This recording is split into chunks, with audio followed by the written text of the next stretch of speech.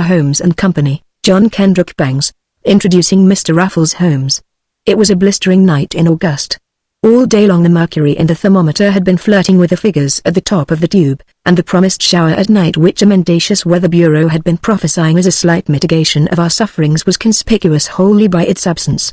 I had but one comfort in the sweltering hours of the day, afternoon and evening, and that was that my family were away in the mountains, and there was no law against my sitting around all day clad only in my pajamas, and otherwise concealed from possibly intruding eyes by the wreaths of smoke that I extracted from the 19 or 20 cigars which, when there is no protesting eye to suggest otherwise, form my daily allowance. I had tried every method known to the resourceful flat dweller of modern times to get cool and to stay so, but alas, it was impossible. Even the radiators, which all winter long had never once given forth a spark of heat, now hissed to the touch of my moistened finger. Enough cooling drinks to float an ocean greyhound had passed into my inner man, with no other result than to make me perspire more profusely than ever, and in so far as sensations went, to make me feel hotter than before. Finally, as a last resource, along about midnight, its gridiron floor having had a chance to lose some of its stored-up warmth, I climbed out upon the fire escape at the rear of the Richmere, hitched my hammock from one of the railings thereof to the leader running from the roof to the area, and swung myself therein some 80 feet above the concealed pavement of our backyard, so-called, perhaps, because of its dimensions which were just about that square. It was a little improvement, though nothing to brag of. What fitful zephyrs there might be, caused no doubt by the rapid passage to and fro on the roof above and fence tops below of vagrant felines on Cupid's contentious battles bent, to the disturbance of the still air, soughed softly through the meshes of my hammock and gave some measure of relief, grateful enough for which I ceased the perfervid language I had been using practically since sunrise, and dozed off. And then there entered upon the scene that marvelous man, Raffles Holmes, of whose exploits it is the purpose of these papers to tell. I had dozed perhaps for a full hour when the first strange sounds grated upon my ear. Somebody had opened a window in the kitchen of the first-floor apartment below, and with a dark lantern was inspecting the iron platform of the fire escape without. A moment later this somebody crawled out of the window, and with movements that in themselves were a sufficient indication of the questionable character of his proceedings, made for the ladder leading to the floor above, upon which many a time and oft had I too climbed to home and safety when an inconsiderate janitor had locked me out. Every step that he took was stealthy, that much I could see by the dim starlight. His lantern he had turned dark again, evidently lest he should attract attention in the apartments below as he passed their windows in his upward flight. Ha! Ha! Thought I to myself. It's never too hot for Mr. Sneak to get in his fine work. I wonder whose stuff he is after. Turning over flat on my stomach so that I might the more readily observe the man's movements, and breathing pianissimo lest he in turn should observe mine, I watched him as he climbed. Up he came as silently as the midnight mouse upon a soft carpet, up past the Jorkins apartments on the second floor, up stealthily by the Tinkletons' abode on the third, up past the fire escape Italian garden of little Mrs. Persimmon on the fourth, up past the windows of the disagreeable Garraway's kitchen below mine, and then, with the easy grace of a feline, zip. He silently landed within reach of my hand on my own little iron veranda, and craning his neck to one side, peered in through the open window and listened intently for 2 full minutes. Humphrey, whispered my inner consciousness to itself. He is the coolest thing I've seen since last Christmas left town. I wonder what he is up to? There's nothing in my apartment worth stealing, now that my wife and children are away, unless it be my Jap Valley, Nogi, who might make a very excellent cab driver if I could only find words to convey to his mind the idea that he is discharged. And then the visitor, apparently having correctly assured himself that there was no one within, stepped across the windowsill and vanished into the darkness of my kitchen. A moment later I too entered the window in pursuit, not so close a one, however, as to acquaint him with my proximity. I wanted to see what the chap was up to, and also being totally unarmed and ignorant as to whether or not he carried dangerous weapons, I determined to go slow for a little while.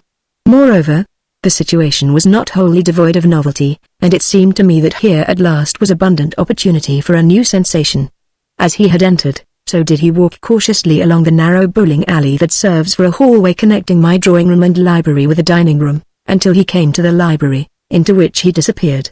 This was not reassuring to me, because, to tell the truth, I value my books more than I do my plate, and if I were to be robbed I should much have preferred his taking my plated plate from the dining room than any one of my editions deluxe sets of the works of Marie Corelli, Hall Caine, and other standard authors from the library shelves. Once in the library, He quietly drew the shades at the windows thereof to bar possible intruding eyes from without, turned on the electric lights, and proceeded to go through my papers as calmly and coolly as though they were his own. In a short time, apparently, he found what he wanted in the shape of a royalty statement recently received by me from my publishers, and, lighting one of my cigars from a bundle of brothers in front of him, took off his coat and sat down to peruse the statement of my returns. Simple though it was, this act aroused the first feeling of resentment in my breast, for the relations between the author and his publishers are among the most sacred confidences of life, and the peeping Tom who peers through a keyhole at the courtship of a young man engaged in wooing his fiancée is no worse an intruder than he who would tear aside the veil of secrecy which screens the official returns of a bestseller from the public eye. Feeling, therefore, that I had permitted matters to proceed as far as they might with propriety, I instantly entered the room and confronted my uninvited guest, bracing myself, of course, for the defensive onslaught which I naturally expected to sustain. But nothing of the sort occurred, for the intruder, with a composure that was nothing short of marvelous under the circumstances, instead of rising hurriedly like one caught in some disreputable act, merely leaned further back in the chair, took the cigar from his mouth, and greeted me with, "Howdy do, sir. What can I do for you this beastly hot night?" The cold rim of a revolver barrel placed at my temple could not more effectually have put me out of business than this nonchalant reception. Consequently I gasped out something about its being the sultriest 47th of August in 18 years, and plumped back into a chair opposite him. "I wouldn't mind a rumsen cooler myself," he went on, "but the fact is your butler is off for tonight, and I'm hanged if I can find a lemon in the house. Maybe you'll join me in a smoke?" he added, shoving my own bundle of rivers across the table. "Help yourself, I guess I know where the lemons are," said I. "But how did you know my butler was out?" "I telephoned him to go to Philadelphia this afternoon to see his brother Yoku, who is ill there," said my visitor. "You see, I didn't want him around tonight when I called. I knew I could manage you alone in case you turned up, as you see you have, but two of you, and one a Jap, I was afraid might involve us all in ugly complications. Between you and me, Jenkins, these Orientals are pretty lively fighters, and your man Nogi particularly has got jiu-jitsu down to a pretty fine point, so I had to do something to get rid of him. Our arrangement is a matter for two, not three, anyhow, so," said I, coldly. "You and I have an arrangement, have we?" "I wasn't aware of it." "Not yet," he answered. "But there's a chance that we may have. If I can only satisfy myself that you are the man I'm looking for, there is no earthly reason that I can see why we should not come to terms. Go on out and get the lemons and the gin and soda, and let's talk this thing over man to man like a couple of good fellows at the club. I mean you no harm, and you certainly don't wish to do any kind of injury to a chap who, even though appearances are against him, really means to do you a good turn." "Appearances certainly are against you, sir," said I, a trifle warmly, for the man's composure was irritating. "A disappearance would be more likely to do you credit at this moment, tush, Jenkins," he answered. "Why waste breath saying self-evident things? Here you are on the verge of a big transaction, and you delay proceedings by making statements of fact, mixed in with a cheap wit which, I must confess, I find surprising, and so obvious as to be visible even to the blind. You don't talk like an author whose stuff is worth 10 cents a word, more like a penny a liner, in fact, with whom words are of such small value that no one's the loser if he throws away a whole dictionary. Go out and mix a couple of your best Rumsen coolers, and by the time you get back I'll have got to the gist of this royalty statement of yours, which is all I've come for. Your silver and books and love letters and manuscripts are safe from me. I wouldn't have 'em as a gift. What concern have you with my royalties?" I demanded. "A vital one," said he. "Mix the coolers, and when you get back I'll tell you. Go on. There's a good chap. It'll be daylight before long, and I want to close up this job if I can before sunrise." What there was in the man's manner to persuade me to compliance with his wishes, I am sure I cannot say definitely. There was a cold, steely glitter in his eye, for one thing. With it, however, was a strengthfulness of purpose, a certain pleasant masterfulness, that made me feel that I could trust him, and it was to this aspect of his nature that I yielded. There was something frankly appealing in his long, thin, ascetic-looking face, and I found it irresistible. "All right," said I with a smile and a frown to express the conflicting quality of my emotions. "So be it. I'll get the coolers, but you must remember, my friend, that there are coolers and coolers, just as there are jugs and jugs. The kind of jug that remains for you will depend upon the story you have to tell when I get back, so you'd better see that it's a good one. I am not afraid, Jenkins, old chap," he said with a hearty laugh as I rose. If this royalty statement can prove to me that you are the literary partner I need in my business, I can prove to you that I'm a good man to tie up to, so go along with you." With this he lighted a fresh cigar and turned to a perusal of my statement, which, I am glad to say, was a good one, owing to the great success of my book, Wild Animals I Have Never Met, the 7th bestseller at Rochester, Watertown, and Miami in June and July, 1905. While I went out into the dining room and mixed the coolers. As you may imagine, I was not long at it, for my curiosity over my visitor lent wings to my corkscrew, and in 5 minutes I was back with the tempting beverages in the tall glasses, the lemon curl giving it the vertebrate appearance that all stiff drinks should have, and the ice tinkling refreshingly upon the sultry air. "There," said I, placing his glass before him. "Drink hearty, and then to business." "Who are you?" "There is my card," he replied, swallowing a goodly half of the cooler and smacking his lips appreciatively, and tossing a visiting card across to me on the other side of the table. I picked up the card and read as follows: "Mr. Raffles Holmes, London and New York." "Raffles Holmes?" I cried in amazement. "The same, Mr. Jenkins," said he. "I am the son of Sherlock Holmes, the famous detective, and grandson of A.J. Raffles, the distinguished era cricketer, sir." I gazed at him, dumb with astonishment. "You've heard of my father, Sherlock Holmes?" asked my visitor. I confessed that the name of the gentleman was not unfamiliar to me. "And Mr. Raffles, my grandfather?"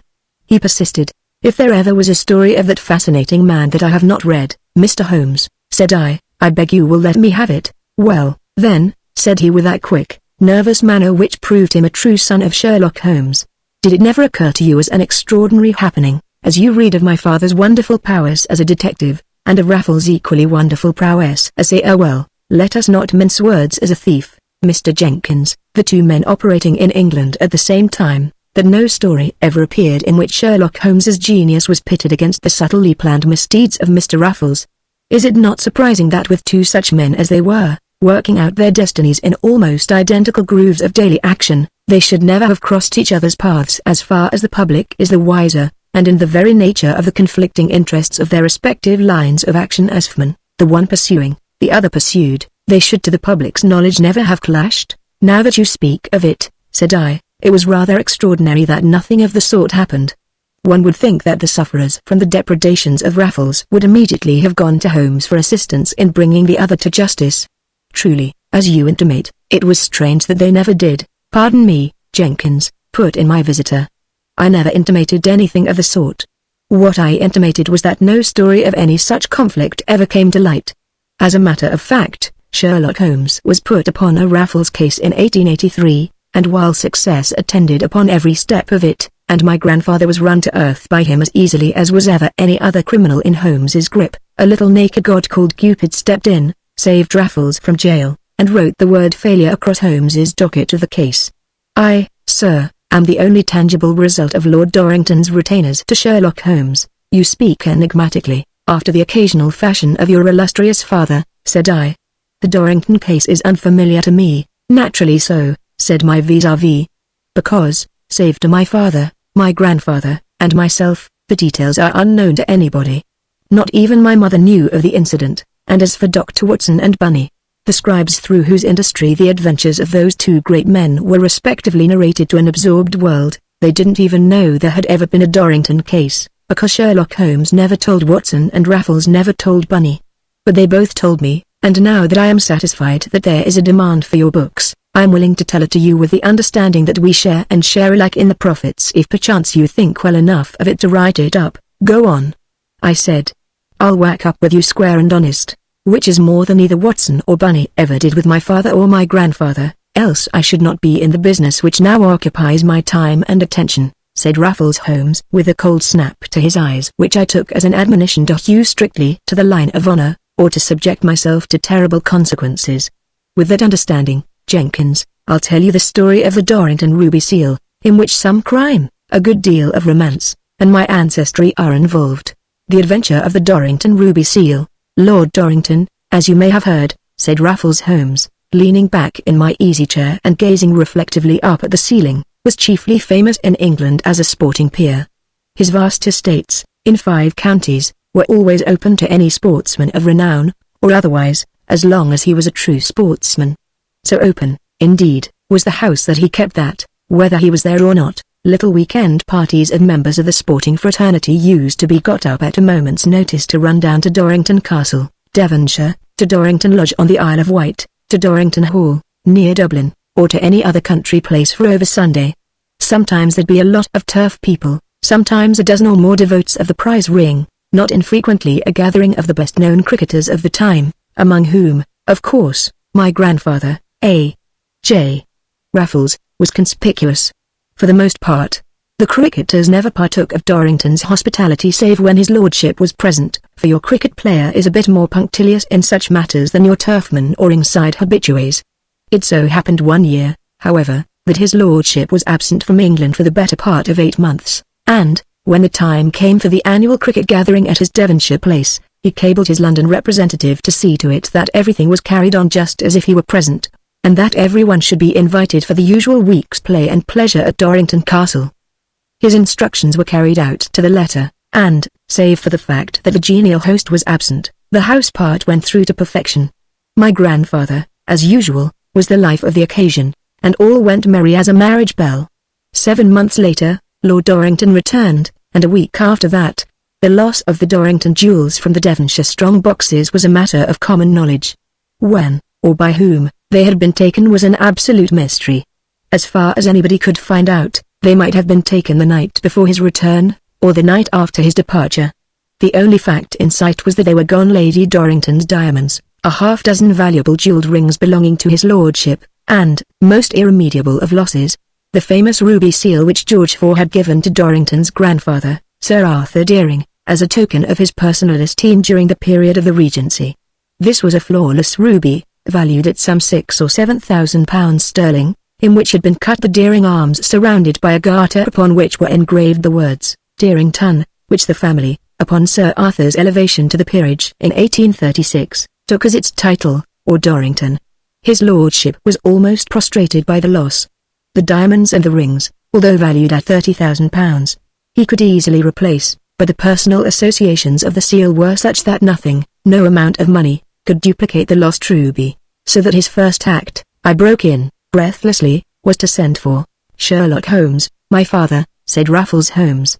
Yes, Mr. Jenkins. The first thing Lord Dorrington did was to telegraph to London for Sherlock Holmes, requesting him to come immediately to Dorrington Castle and assume charge of the case. Needless to say, Mr. Holmes dropped everything else and came.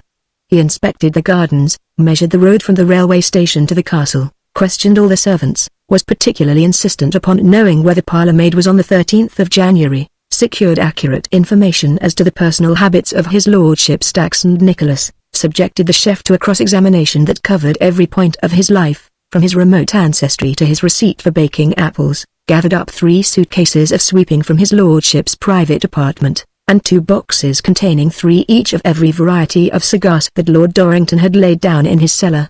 As you are aware, Sherlock Holmes, in his prime, was a great master of detail. He then departed for London, taking with him an impression in wax of the missing seal, which Lord Dorrington happened to have preserved in his escritoire. On his return to London, Holmes inspected the seal carefully under a magnifying glass, and was instantly impressed with the fact that it was not unfamiliar to him. He had seen it somewhere before, but where?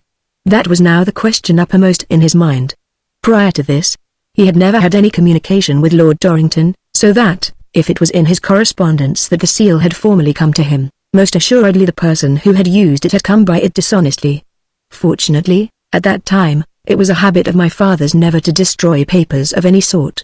Every letter that he ever received was classified and filed, envelope and all.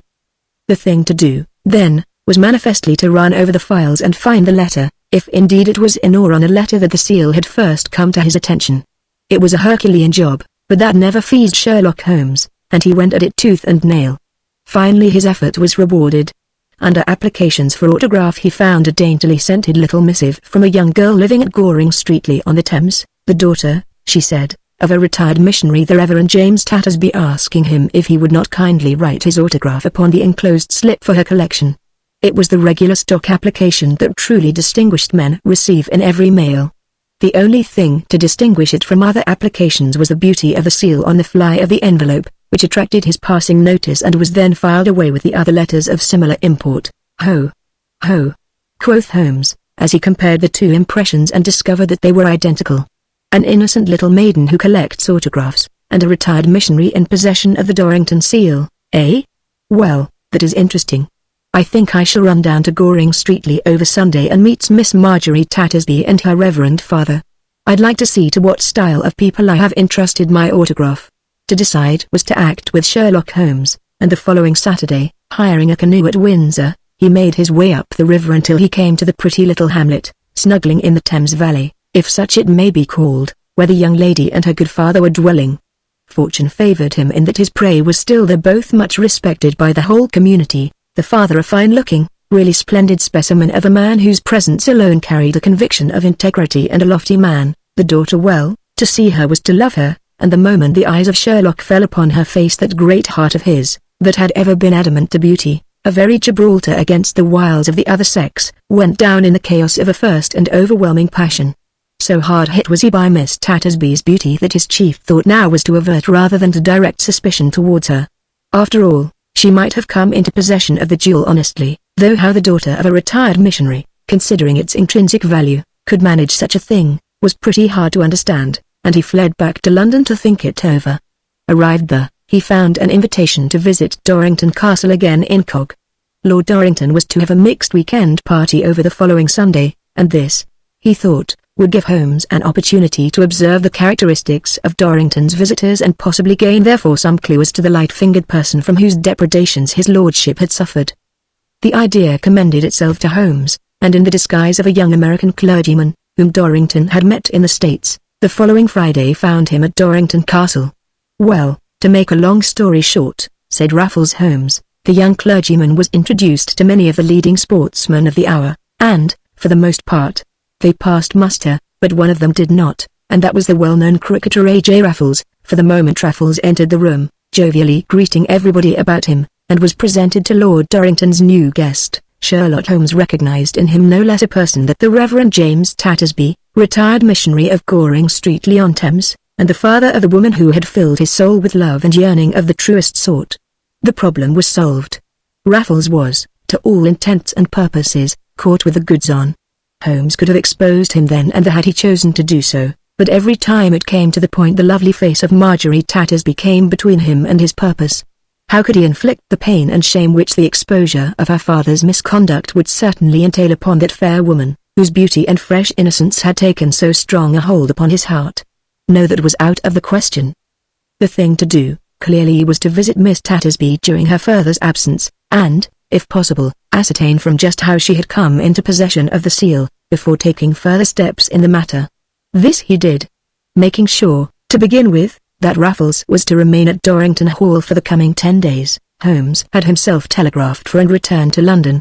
There he wrote himself a letter of introduction to the Reverend James Tattersby, on the paper of the Anglo-American Missionary Society, a sheet of which he secured in the public writing room of that institution, armed with which he returned to the beautiful little spot on the Thames where the Tattersbys abode.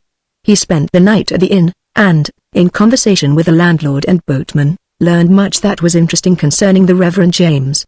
Among other things, he discovered that this gentleman and his daughter had been respected residents of the place for 3 years, that Tattersby was rarely seen in the daytime about the place, that he was unusually fond of canoeing at night, which, he said, gave him the quiet and solitude necessary for that reflection which is so essential to the spiritual being of a minister of grace, that he frequently indulged in long absences, during which time it was supposed that he was engaged in the work of his calling.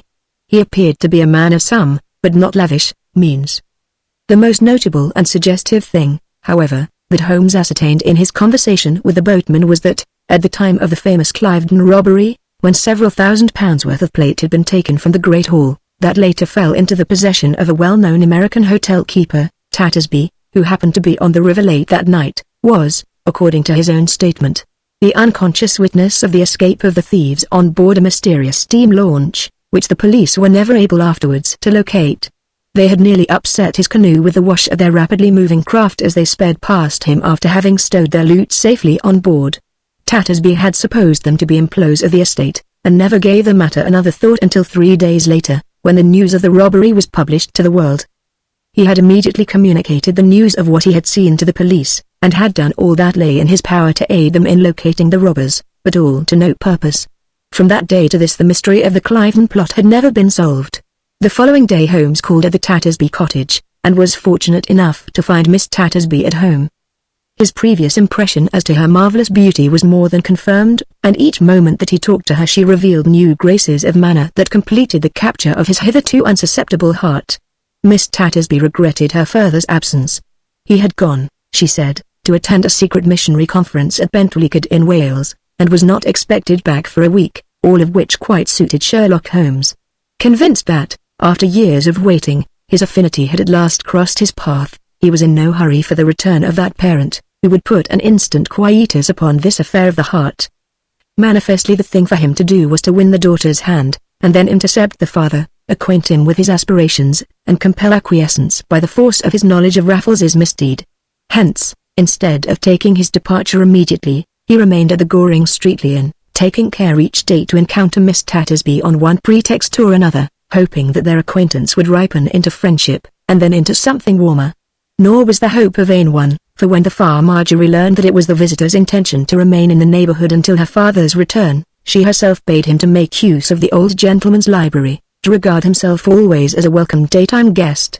She even suggested pleasant walks through the neighboring country, little canoe trips up and down the Thames, which they might take together, of all of which Holmes promptly availed himself, with the result that, at the end of 6 days, both realized that they were designed for each other, and a passionate declaration followed which opened new vistas of happiness for both. Hence it was that, when the Reverend James Tattersby arrived at Goring Street the following Monday night, unexpectedly, he was astounded to find sitting together in the moonlight, in the charming little English garden at the rear of his dwelling, 2 persons, one of whom was his daughter Marjorie and the other a young American curate to whom he had already been introduced as A.J. Raffles. "We have met before, I think," said Raffles, coldly, as his eye fell upon Holmes. "I do not recall the fact," replied Holmes, meeting the steely stare of the homecomer with one of his own flinty glances. "H.M." ejaculated Raffles, nonplussed at the other's failure to recognize him. Then he shivered slightly. "Suppose we go indoors, it is a trifle chilly out here in the night air." The whole thing, the greeting, the meeting, Holmes's demeanor and all, was so admirably handled that Marjorie Tattersby never guessed the truth, never even suspected the intense dramatic quality of the scene she had just gazed upon. "Yes, let us go indoors," she acquiesced. "Mr. Dutton has something to say to you, Papa." "So I presumed," said Raffles, dryly. "And something that were better said to me alone, I fancy, eh?" he added. "Quite so," said Holmes, calmly. And indoors they went. Marjorie immediately retired to the drawing-room, and Holmes and Raffles went at once to Tattersby's study. "Well?" said Raffles, impatiently, when they were seated. "I suppose you have come to get the Dorrington seal, Mr. Holmes." "You know me, then, Mr. Raffles?" said Holmes, with a pleasant smile. "Perfectly," said Raffles. "I knew you at Dorrington Hall the moment I set eyes on you, and, if I hadn't, I should have known later, for the night after your departure Lord Dorrington took me into his confidence and revealed your identity to me." "I am glad," said Holmes. "It saves me a great deal of unnecessary explanation. If you admit that you have the seal." "But I don't," said Raffles. "I mentioned it a moment ago, because Dorrington told me that was what you were after." "I haven't got it, Mr. Holmes, I know that," observed Holmes, quietly. "It is in the possession of Miss Tattersby, your daughter, Mr. Raffles. She showed it to you, eh?" demanded Raffles, paling. "No. She sealed a note to me with it, however," Holmes replied. "A note to you?" cried Raffles. "Yes. One asking for my autograph." "I have it in my possession," said Holmes. "And how do you know that she is the person from whom that note really came?" Raffles asked. "Because I have seen the autograph which was sent in response to that request in your daughter's collection, Mr. Raffles," said Holmes. "So that you conclude?" Raffles put in, hoarsely. "I do not conclude. I begin by surmising, sir, that the missing seal of Lord Dorrington was stolen by one of 2 persons, yourself or Miss Marjorie Tattersby," said Holmes, calmly. "Sir," roared Raffles, springing to his feet menacingly. "Sit down, please," said Holmes. "You did not let me finish. I was going to add, Dr. Tattersby, that a week's acquaintance with that lovely woman, a full knowledge of her peculiarly exalted character and guileless nature, makes the alternative of guilt that affects her integrity clearly preposterous, which, by a very simple process of elimination, fastens the guilt, beyond all peradventure, on your shoulders. At any rate, The presence of the seal in this house will involve you in difficult explanations. Why is it here? How did it come here? Why are you known as the Reverend James Tattersby, the missionary, at Goring Streatley, and as Mr. A.J. Raffles, the cricketer and man of the world, at Dorrington Hall, to say nothing of the Cliveden Plate? Damnation! Roared the Reverend James Tattersby again, springing to his feet and glancing instinctively at the long low bookshelves behind him. To say nothing, continued Holmes, calmly lighting a cigarette, of the Cliveden Plate now lying concealed behind those dusty theological tomes of yours which you never allowed to be touched by any other hand than your own. How did you know? Cried Raffles, hoarsely. I didn't, laughed Holmes. You have only this moment informed me of the fact. There was a long pause, during which Raffles paced the floor like a caged tiger. I'm a dangerous man to trifle with, Mr. Holmes, he said, finally. I can shoot you down in cold blood in a second. Very likely, said Holmes. But you won't. It would add to the difficulties in which the Reverend James Tattersby is already deeply immersed. Your troubles are sufficient, as matters stand, without your having to explain to the world why you have killed a defenseless guest in your own study in cold blood. Well, what do you propose to do?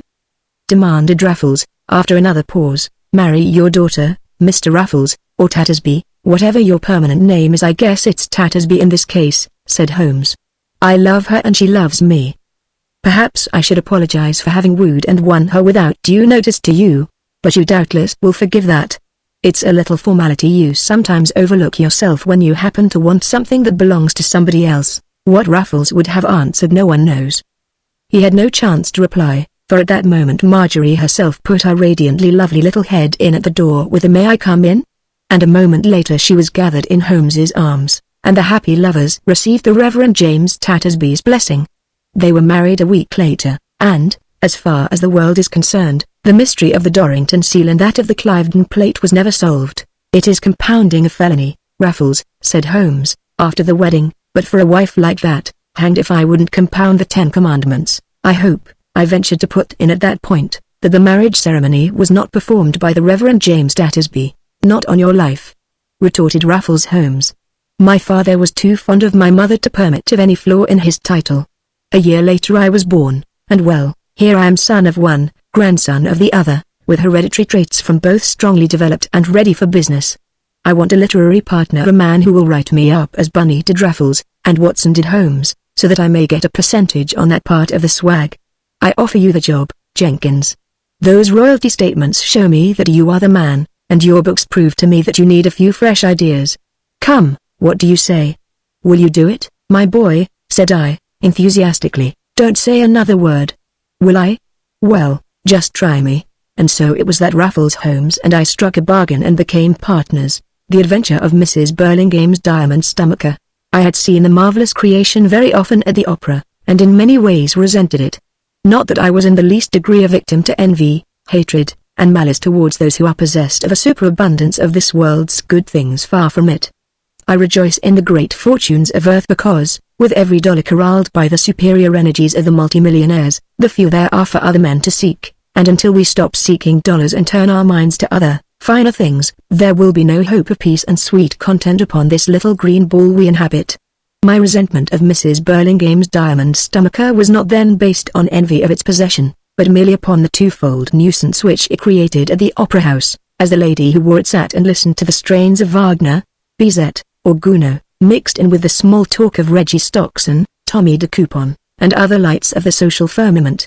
In the first place, it caused the people sitting about me in the high seats of the opera house to chatter about it and discuss its probable worth every time the lady made her appearance in it, and I had fled from the standee part of the house to the top gallery just to escape the talkers, and, if possible, to get my music straight, without interruptions of any sort whatsoever on the side. In the second place, the confounded thing glittered so that, from where I sat, it was as dazzling as so many small mirrors flashing in the light of the sun. It seemed as if every electric light in the house found some kind of a refractor in the thousands of gems of which it was composed, and many of the brilliant light effects of the stage were dimmed in their luster by the persistent intrusion of Mrs. Burlingame's glory upon my line of vision. Hence in was that, when I picked up my morning paper and read in great flaring headlines on the front page that Mrs. Burlingame's Diamond Stomacher had been stolen from her at her Onyx cottage at Newport, I smiled broadly, and slapped the breakfast table so hard in my satisfaction that even the shredded wheat biscuits flew up into the air and caught in the chandelier. "Thank heaven for that," I said. "Next season I shall be able to enjoy my opera undisturbed." I little thought, at that blissful moment, how closely indeed were my own fortunes to be connected with that wonderful specimen of the jeweler's handicraft. But an hour later I was made aware of the first link in the chain that, in a measure, bound me to it. Breakfast over, I went to my desk to put the finishing touches to a novel I had written the week before, when word came up on the telephone from below that a gentleman from Busybodies magazine wished to see me on an important matter of business. "Tell him I'm already a subscriber," I called down, supposing the visitor to be merely an agent.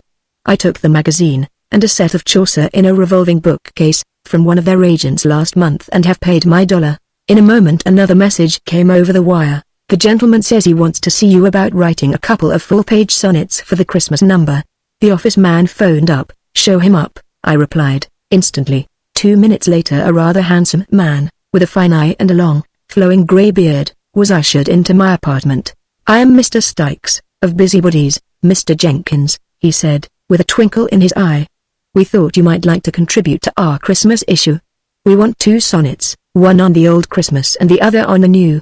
We can't offer you more than $1,000 apiece for them." But, something caught in my throat, but I managed to reply.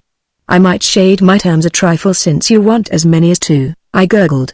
"And I assume you will pay on acceptance?" "Certainly," he said, gravely. "Could you let me have them, say this afternoon?" I turned away so that he would not see the expression of joy on my face, and then there came from behind me a deep chuckle and the observation in a familiar voice. "You might throw in a couple of those Rumson coolers, too, while you're about it, Jenkins." I whirled about as if struck, and there, in place of the grey-bearded editor, stood Raffles Holmes. "Bully disguise, eh?" he said, folding up his beard and putting it in his pocket. "Yes," said I, ruefully, as I thought of the vanished 2,000. "I think I preferred you in disguise, though, old man," I added. "You won't when you hear what I've come for," said he. "There's $5,000 apiece in this job for us." "To what job do you refer?"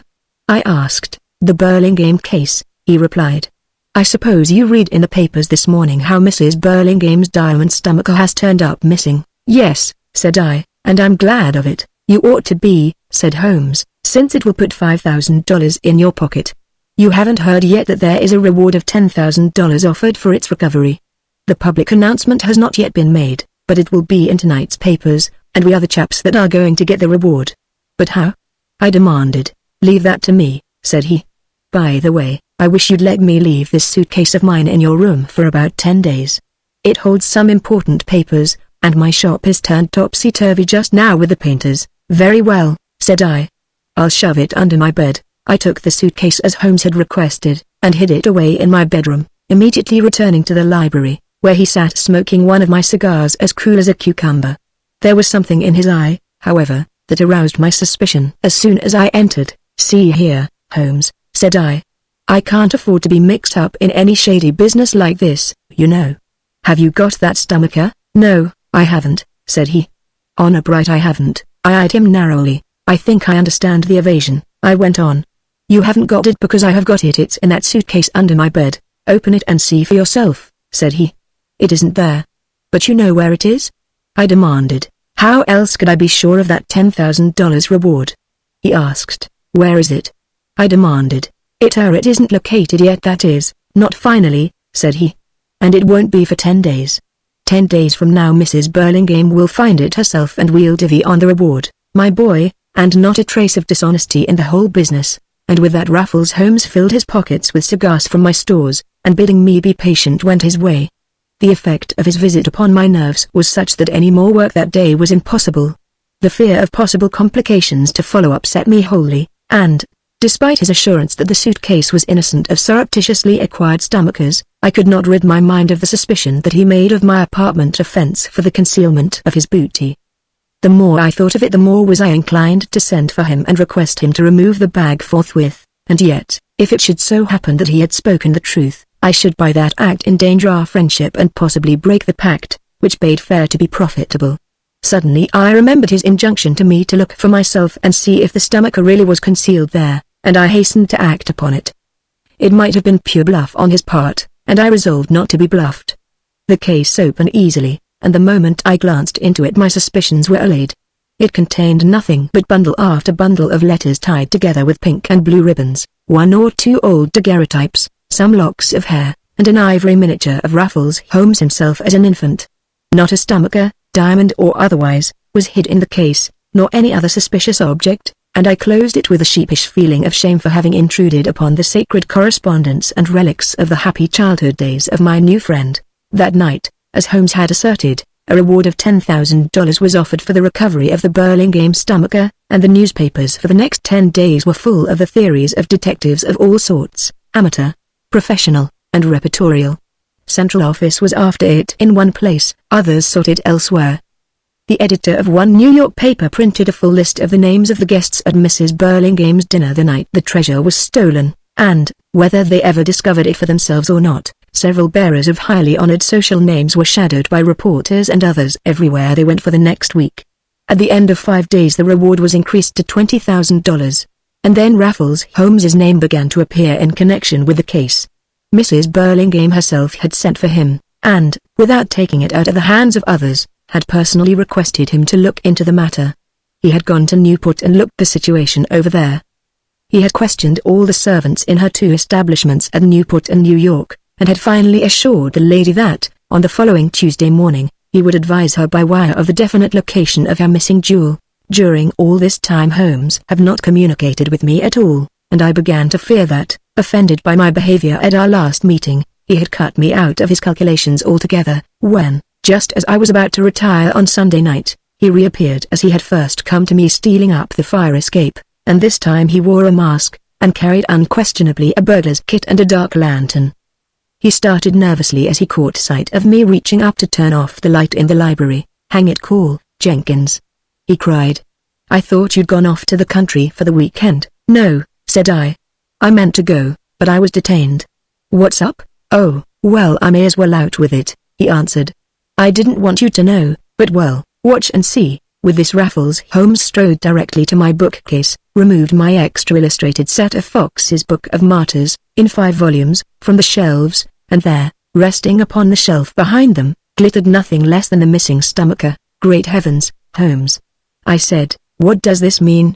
How did those diamonds get there?" "I put them there myself while you were shoving my suitcase under your bed the other night," said he. "You told me you didn't have them," I said, reproachfully. "I didn't when I spoke you had them," said he. "You told me they had not been finally located," I persisted, angrily. "I told you the truth."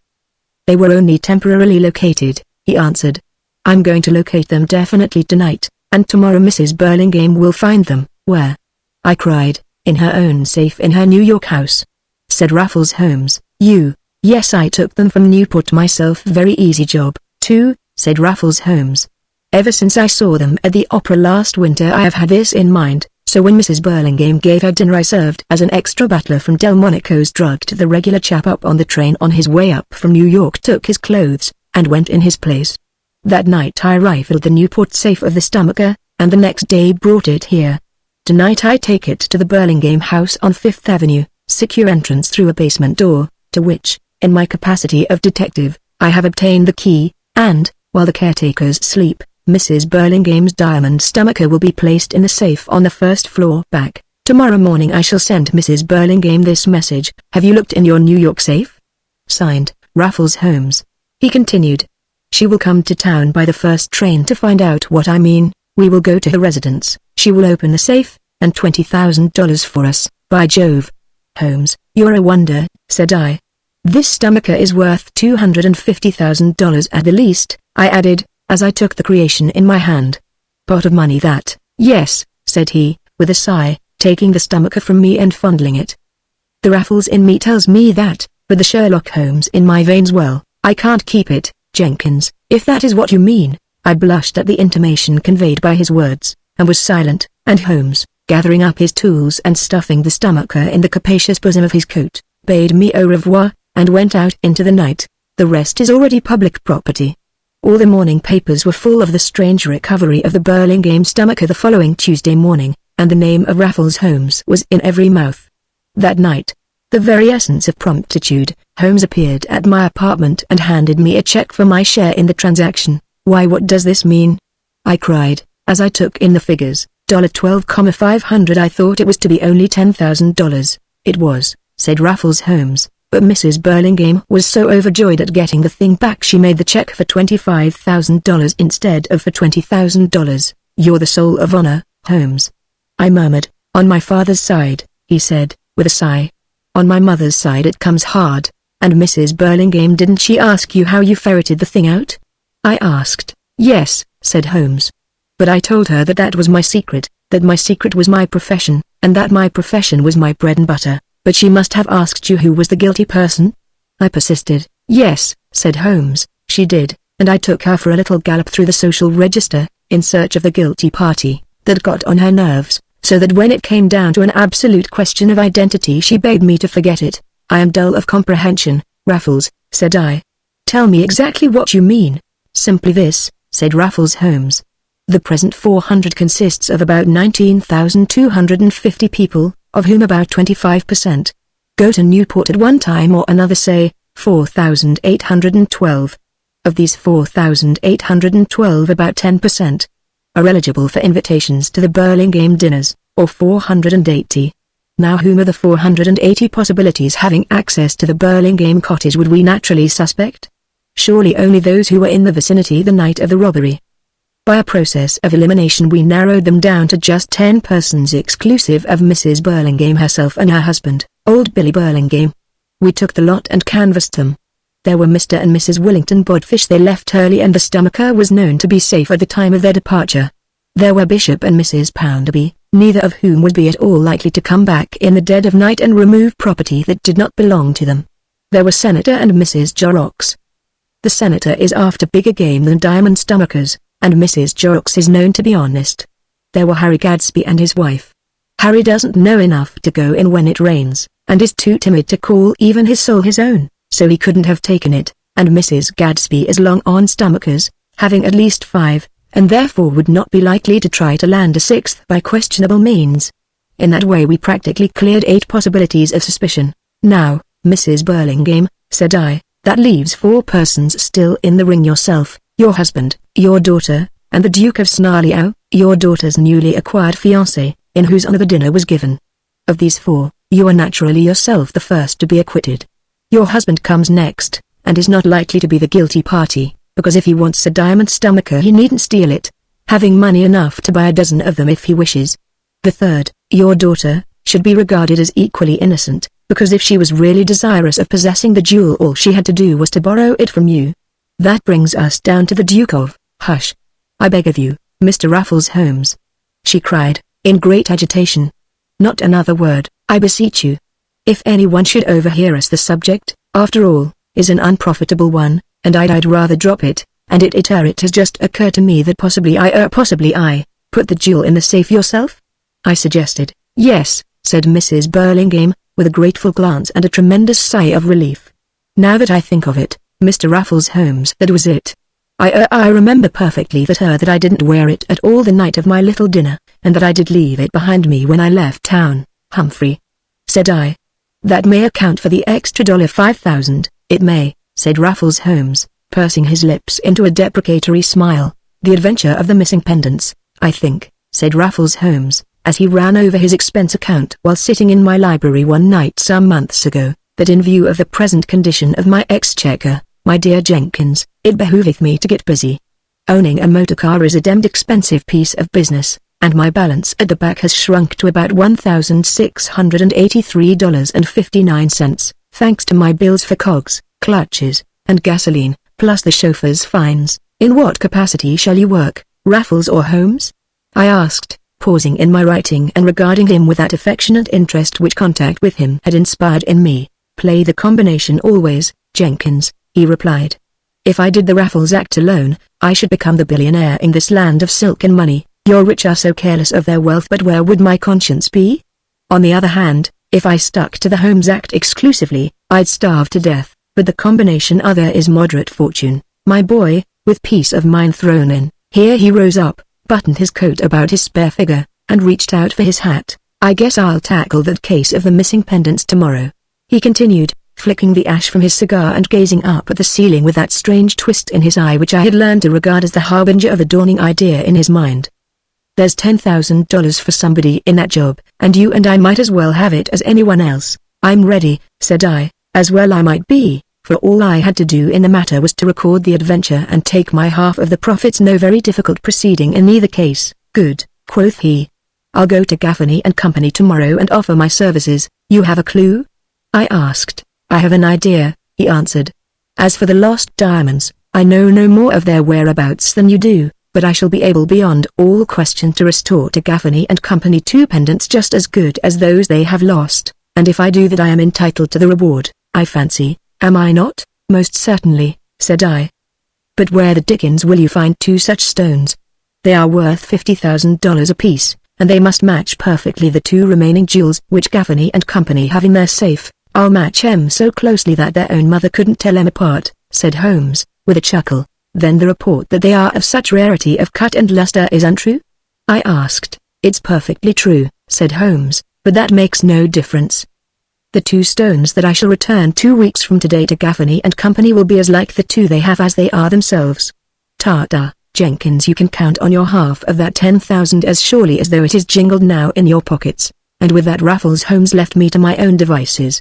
I presume that most readers of the daily newspapers are tolerably familiar with the case of the missing pendants to which Holmes referred, and on the quest for which he was now about to embark.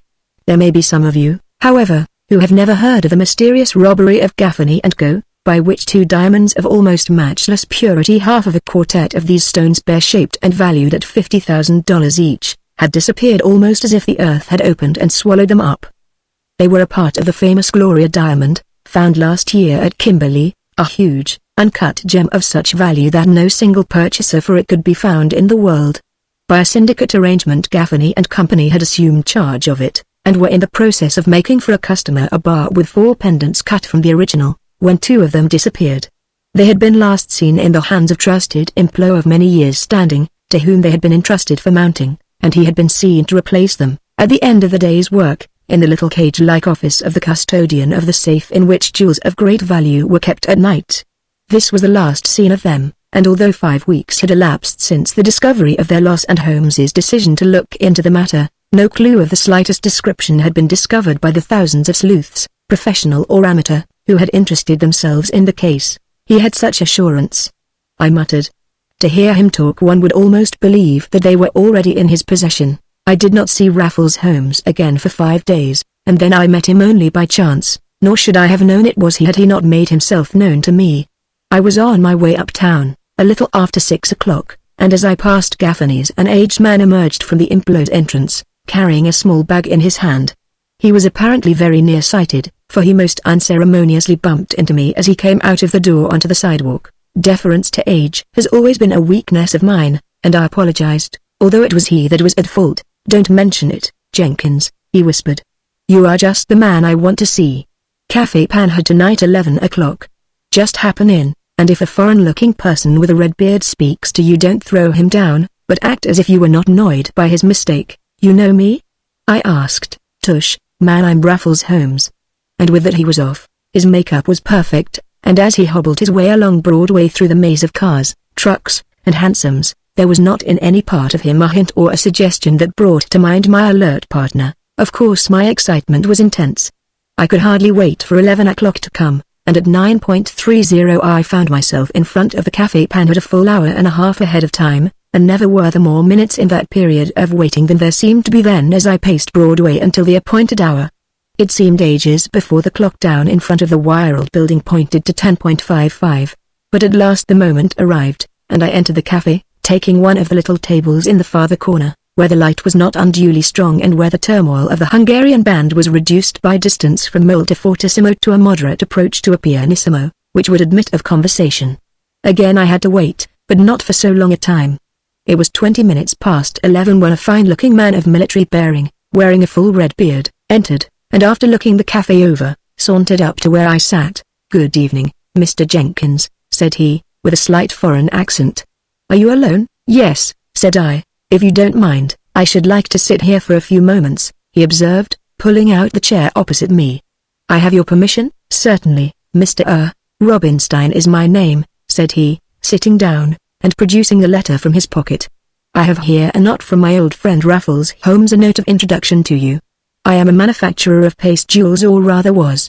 I have had one or two misfortunes in my business, and find myself here in America practically stranded. Your place of business was in the Rue de l'Echelle in Paris, he explained.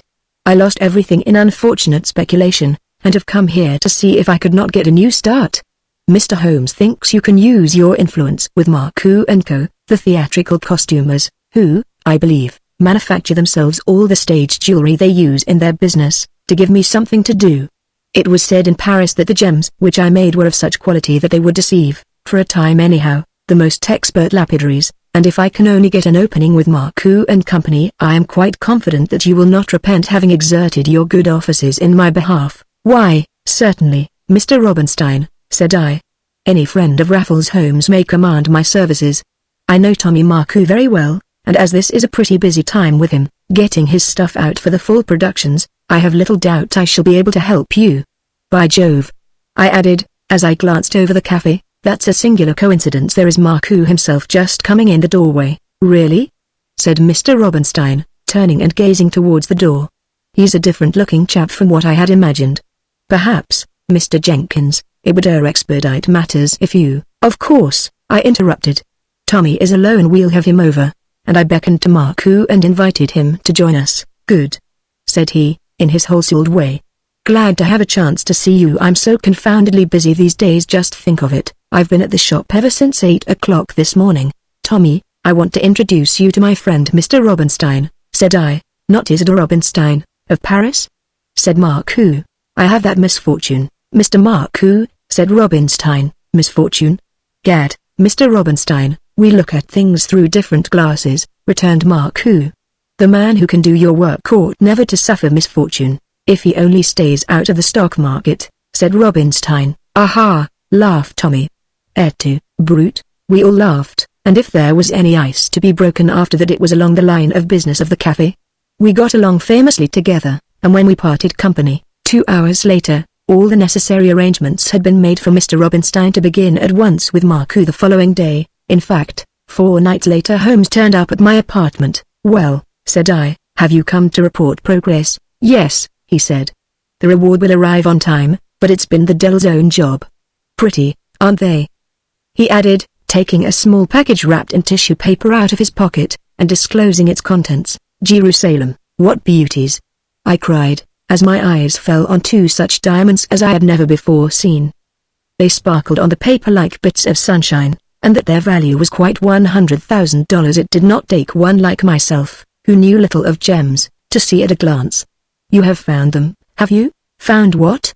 Asked Raffles Holmes. The missing pendants, said I. Well, not exactly, said Raffles Holmes. I think I'm on the track of them, though. There's an old chap who works beside me down at Gaffney's who spends so much of his time drinking ice water that I'm getting to be suspicious of him. I roared with laughter. The ice water habit is evidence of a criminal nature, eh?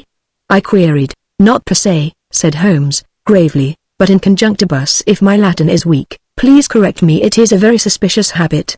When I see a man drink 10 glasses of water in 2 hours, it indicates to my mind that there is something in the water cooler that takes his mind off his business. It is not likely to be either the ice or the water, on the doctrine of probabilities. Hence it must be something else. I caught him yesterday with his hand in it. His hand? In the water cooler? I demanded. Yes, said Holmes. He said he was fishing around for a little piece of ice to cool his head, which ached, but I think differently. He got as pale as a ghost when I started in to fish for a piece for myself because my head ached too. I think he took the diamonds and has hid them there, but I'm not sure yet, and in my business I can't afford to make mistakes.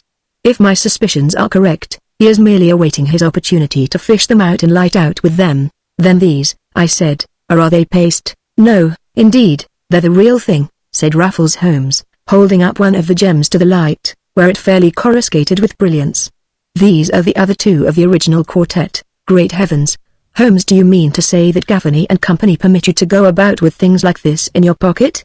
I demanded. Not they, laughed Holmes. They'd have a fit if they knew I had them, only they don't know it. But how have you concealed the fact from them? I persisted. Robinstein made me a pair exactly like them, said Holmes. The paste ones are now lying in the Gaffney safe, where I saw them placed before leaving the shop tonight. You're too deep for me, Holmes, said I. What's the game? Now don't say game, Jenkins, he protested. I never indulge in games. My quarry is not a game, but a scheme. For the past 2 weeks, with 3 days off, I have been acting as a workman in the Gaffney ship, with the ostensible purpose of keeping my eye on certain employees who are under suspicion. Each day the remaining 2 pendant stones these have been handed to me to work on, merely to carry out the illusion. The first day, in odd moments, I made sketches of them, and on the night of the second I had them down in such detail as to cut and color, that Robinstein had no difficulty in reproducing them in the materials at his disposal in Marco's shop. And tonight all I had to do to get them was to keep them and hand in the Robinstein substitutes when the hour of closing came, so that now, in place of $450,000 diamonds, Gaffney and Company are in possession of 2 paste pendants, worth about $40 apiece, said Holmes. If I fail to find the originals I shall have to use the paste ones to carry the scheme through, but I hate to do it. It's so confoundedly inartistic and as old a trick as the pyramids, and tomorrow. Raffles Holmes got up and paced the floor nervously. Ah, Jenkins, he said, with a heart-rending sigh, that is the point. Tomorrow. Heavens. What will tomorrow's story be? I cannot tell. What's the matter, Holmes? Said. Are you in danger, physically? No, morally, my God. Jenkins, yes. I shall need all of your help, he cried. What can I do? I asked. You know you have only to command me. Don't leave me this night for a minute, he groaned. If you do, I am lost. The Raffles in me is rampant when I look at those jewels and think of what they will mean if I keep them. An independent fortune forever. All I have to do is to get aboard a ship and go to Japan and live in comfort the rest of my days with the wealth in my possession, and all the instincts of honesty that I possess, through the father in me, will be powerless to prevent my indulgence in this crime. Keep me in sight, and if I show the slightest inclination to give you the slip, knock me over the head, will you, for my own good? I promised faithfully that I would do as he asked, but, as an easier way out of an unpleasant situation, I drugged his Rumson cooler with a sleeping powder, and an hour later he was lying off on my divan lost to the world for 8 hours at least. As a further precaution I put the jewels in my own safe. The night's sleep had the desired effect, and with the returning day Holmes's better nature asserted itself. Raffles was subdued, and he returned to Gaffney's to put the finishing touches to his work. Here's your check, Jenkins, said Raffles Holmes, handing me a draft for $5,000. The gems were found today in the water cooler in the workroom, and Gaffney and Company paid up like gentlemen. And the thief? I asked. Under arrest, said Raffles Holmes. We caught him fishing for them. And your past jewels, where are they? I wish I knew, he answered, his face clouding over. In the excitement of the moment of the arrest I got M mixed with the originals I had last night, and they didn't give me time or opportunity to pick him out. The 4 were mounted immediately and sent under guard to the purchaser. Gaffney and Company didn't want to keep them a minute longer than was necessary. But the purchaser is so rich he will never have to sell them, so, you see, Jenkins, we're as safe as a church. Your friend Robinstein was a character, Holmes, said I. Yes, sighed Holmes. Poor chap, he was a great loss to his friends. He taught me the art of making paste gems when I was in Paris. I miss him like the dickens, miss him, said I, getting anxious for Robinstein. What happened? He isn't dead, said Holmes. 2 years ago, dear old chap. Oh, come now, Holmes, I said. What new game is this you're rigging on me? I met him only 5 nights ago and you know it. Oh, that one, said Raffles Holmes, with a laugh. I was that Robinstein. You? I cried. Yes, me, said Holmes. You don't suppose I'd let a third party into our secret, do you? And then he gave me one of those sweet, wistful smiles that made the wonder of the man all the greater. I wish to the dickens I knew whether these were real or paste, he muttered, taking the extra pendants from his wallet as he spoke. I don't dare ask anybody, and I haven't got any means of telling myself. Give them to me, said I, sternly, noting a glitter in his eye that suggested the domination for the moment of the Raffles in him. Tush, Jenkins, he began, uneasily. Give them to me, or I'll brain you, Holmes, said I, standing over him with a soda water bottle gripped in my right hand, for your own good. Come, give up, he meekly obeyed. Come now, get on your hat, said I. I want you to go out with me. What for, Jenkins? He almost snarled. You'll see what for, said I, and Raffles Holmes obeying, we walked down to the river's edge, where I stood for a moment, and then hurled the remaining stones far out into the waters.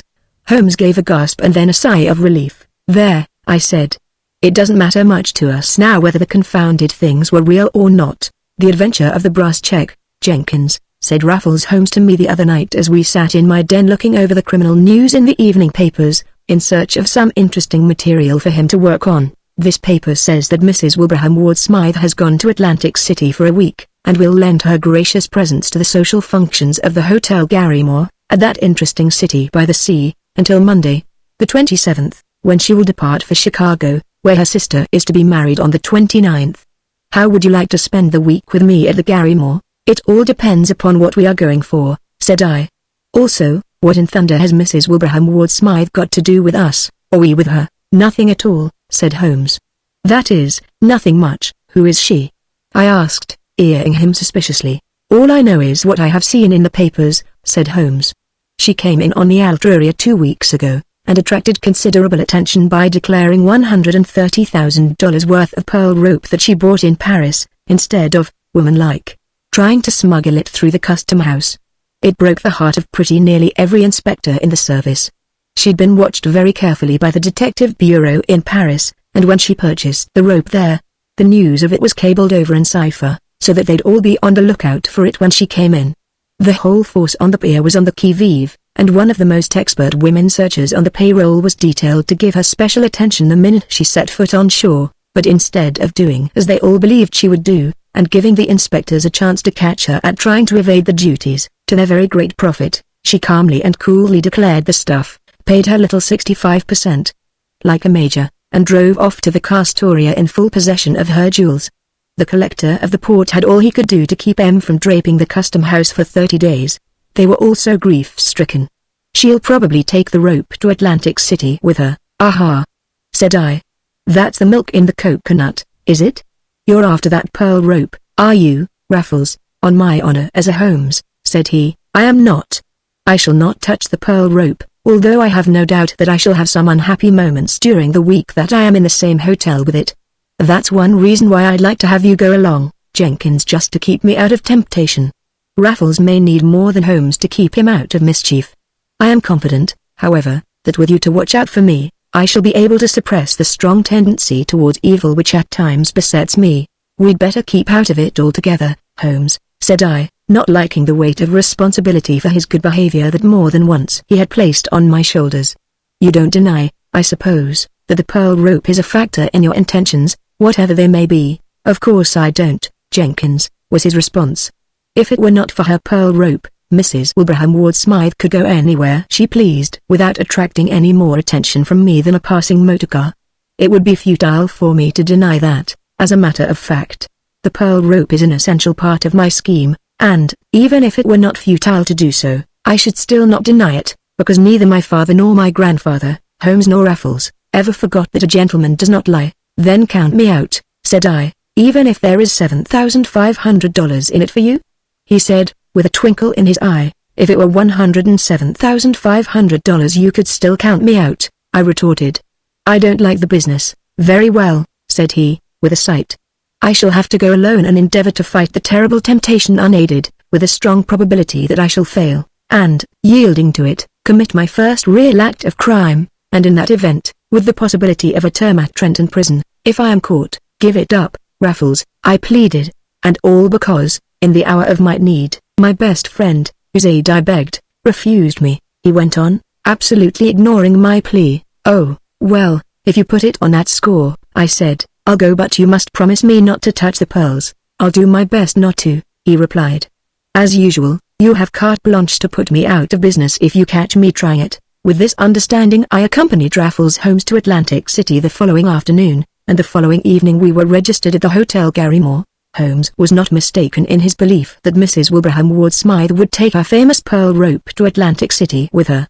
That very evening, while we were sitting at dinner, the lady entered, and draped about her stately neck and shoulders was the thing itself, and a more beautiful decoration was never worn by woman from the days of the Queen of Sheba to this day of lavish display in jewels. It was a marvel, indeed, but the moment I saw it I ceased to give the lady credit for superior virtue in failing to smuggle it through the custom house, for its very size would have precluded the possibility of a successful issue to any such attempted evasion of the law. It was too bulky to have been secreted in any of the ordinary ways known to smugglers. Hence her candid acknowledgement of its possession was less an evidence of the lady's superiority to the majority of her sex in the matter of beating the government than of her having been confronted with the proverbial choice of the unidentified Hobson. "By Jove, Jenkins," Raffles Holmes muttered, hoarsely, as Mr. Ward Smythe paraded the length of the dining room, as fairly coruscating with her rich possessions as though she were a jeweller's window incarnate. "It's a positive crime for a woman to appear in a place like this arrayed like that. What right has she to subject poor weak humanity to such temptation as now confronts every servant in this hotel, to say nothing of guests, who, like ourselves, are made breathless with such lavish display? There's poor old Tommy Bankson over there, for instance. See how he gloats over those pearls. He's fairly red-eyed over them." I glanced across the dining room, and sure enough, there sat Tommy Bankson, and even from where we were placed we could see his hands tremble with the itch for possession, and his lips go dry with excitement as he thought of the material assets in full view under the glare of the dining room electric lights. "I happen to know on the inside," continued Holmes, "that Tommy is not only a virtual bankrupt through stock speculation, but is actually face to face with criminal disgrace for misuse of trust funds, all of which he could escape if he could lay his hands upon half the stuff that woman is so carelessly wearing tonight. Do you think it's fair to wear, for the mere gratification of one's vanity, things that arouse in the hearts of less fortunate beings such passionate reflections and such dire temptations as those which are now besetting that man? I guess we've got enough to do looking after Raffles tonight, old man, without wasting any of our nerve tissue on Tommy Bankson," I replied. "Come on, let's get out of this. We'll go over to the Pentagon for the night, and tomorrow we'll shake the sands of Atlantic City from our feet and hie ourselves back to New York, where the temptations are not so strong." "It's too late," said Raffles Holmes. "I've set out on this adventure and I'm going to put it through. I wouldn't give up in the middle of an enterprise of this sort any more than I would let a balky horse refuse to take a fence I'd put him to. It's going to be harder than I thought, but we're in it, and I shall stay to the end." "What the devil is the adventure, anyhow?" I demanded, impatiently. "You vowed you wouldn't touch the rope." "I hope not to," was his response. "It is up to you to see that I don't. My plan does not involve my laying hands upon even the shadow of it." So we stayed on at the Garrymore, and a worse week I never had anywhere. With every glimpse of that infernal jewel the Raffles in Holmes became harder and harder to control. In the daytime he was all right, but when night came on he was feverish with a desire to acquire possession of the pearls. Twice in the middle of the night I caught him endeavoring to sneak out of our room, and upon each occasion, when I rushed after him and forced him back, he made no denial of my charge that he was going after the jewel. The last time it involved us both in such a terrible struggle that I vowed then and there that the following morning should see my departure. "I can't stand the strain, Holmes," said I. "Well, if you can't stand your strain," said Raffles Holmes, "what do you think of mine?" "The thing to do is to get out, that's all," I retorted. "I won't have a nerve left in 24 hours. For 4 nights now I haven't had a minute's normal sleep, and this fight you've just put up has regularly knocked me out." "One more day, Jenkins," he pleaded. "She goes day after tomorrow, and so do we." "We?" I cried. "After her? Nope, she to Chicago, we to New York," said Holmes. "Stick it out. There's a good fellow," and of course I yielded. The next day, Sunday, was one of feverish excitement, but we got through it without mishap, and on Monday morning it was with a sigh of relief that I saw Mrs. Wilbraham Ward Smythe pull out of the Philadelphia station en route for Chicago, while Raffles Holmes and I returned to New York. "Well, Raffles," said I, as we sped on our homeward way, "we've had our trouble for our pains." He laughed crisply. "Have we?" said he. "I guess not unless you have lost the trunk check the porter gave you." "What, this brass thing?" I demanded, taking the check from my pocket and flicking it in the air like a penny. "That very brass thing," said Holmes. "You haven't lifted the damned rope and put it in my trunk." I roared. "Hush, Jenkins. For heaven's sake don't make a scene." "I haven't done anything of the sort," he whispered, looking about him anxiously to make sure that we had not been overheard. "Those pearls are as innocent of my touch as the top of the Himalaya mountains is of yours." "Then what have you done?" I demanded, sulkily. "Just changed a couple of trunk checks, that's all," said Raffles Holmes. "That bit of brass you have in your hand, which was handed to you in the station by the porter of the Garrymore, when presented at Jersey City, will put you in possession of Mrs. Wilbraham Ward Smythe's trunk, containing the bulk of her jewels. She's a trifle careless about her possessions, as anyone could see who watched the nonchalant way in which she paraded the boardwalk with a small fortune on her neck and fingers. Most women would carry such things in a small hand satchel, or at least have the trunk sent by registered express, but not Mrs. Wilbraham Ward Smythe. And, thanks to her loud voice, listening outside of her door last night, I heard her directing her maid here she wished the gems packed. And where the dickens is my trunk? I asked. On the way to Chicago, said Raffles Holmes, calmly. Mrs. Wilbraham Ward Smythe has the check for it, safe business. I sneered. Bribe the porter, I presume? Jenkins, you're exceedingly uncomplimentary at times, said Raffles Holmes, showing more resentment than I had ever given him credit for. Perhaps you observed that I didn't go to the station in the omnibus. No, you went over to the drugstore after some phenacetin for your headache, said I. Precisely, said Holmes, and after purchasing the phenacetin I jumped aboard the Gary Moore express wagon and got a lift over to the station. It was during that ride that I transferred Mrs. Ward Smythe's check from her trunk to yours, and vice versa. It's one of the easiest jobs in the Raffles business, especially at this season of the year, when travel is heavy and porters are overworked. I'll see the trunk in the Hudson River, pearl rope and all, before I'll claim it at Jersey City or anywhere else, said I. Perfectly right, Holmes returned. We'll hand the check to the expressman when he comes through the train, and neither of us need appear further in the matter. It will merely be delivered at your apartment, why not yours? Said I. Raffles, said he, laconically, and I understood. And then what? I asked. Let it alone, unopened, safe as a church, until Mrs. Wilbraham Ward Smythe discovers her loss, which will be tomorrow afternoon, and then, well, Mr. Holmes will step in, unravel the mystery, prove it to be a mere innocent mistake, collect about $10,000 or $15,000 reward, divvy up with you, and the decks will be cleared for what turns up next, said this wonderful player of dangerous games. And, as a beginning, Jenkins, please sign this, he added. Holmes handed me a typewritten letter which read as follows: The Richmore, June 30, 1905. Raffles Holmes, Esquire. Dear Sir, I enclose here with my check for $1,000 as a retainer for your services in locating for me a missing trunk, which contains articles which I value at $10,000. This trunk was checked through to New York from Atlantic City on Monday last, 9:40 train, and has not since been found. Whether or not it has been stolen, or has gone astray in some wholly innocent manner, is not as yet clear. I know of no one better equipped for the task of finding it for me than yourself, who, I am given to understand, are the son of the famous Sherlock Holmes of England. The check represents the 10% commission on the value of the lost articles, which I believe is the customary fee for services such as I seek. Very truly yours. What are you going to do with this? I demanded. Send it as an enclosure to Mrs. Wilbraham Ward Smythe, showing my credentials as your agent, in asking her if by any mischance your trunk has got mixed in with her luggage, observed Holmes. For form's sake, I shall send it to 20 or 30 other people known to have left Atlantic City the same day. Moreover, it will suggest the idea to Mrs. Wilbraham Ward Smythe that I am a good man to locate her trunk also, and the delicate intimation of my terms will, aha. I see, said I. And my $1,000 check to you, I shall, of course, keep, observed Holmes. You want the whole business to be bona fide, don't you?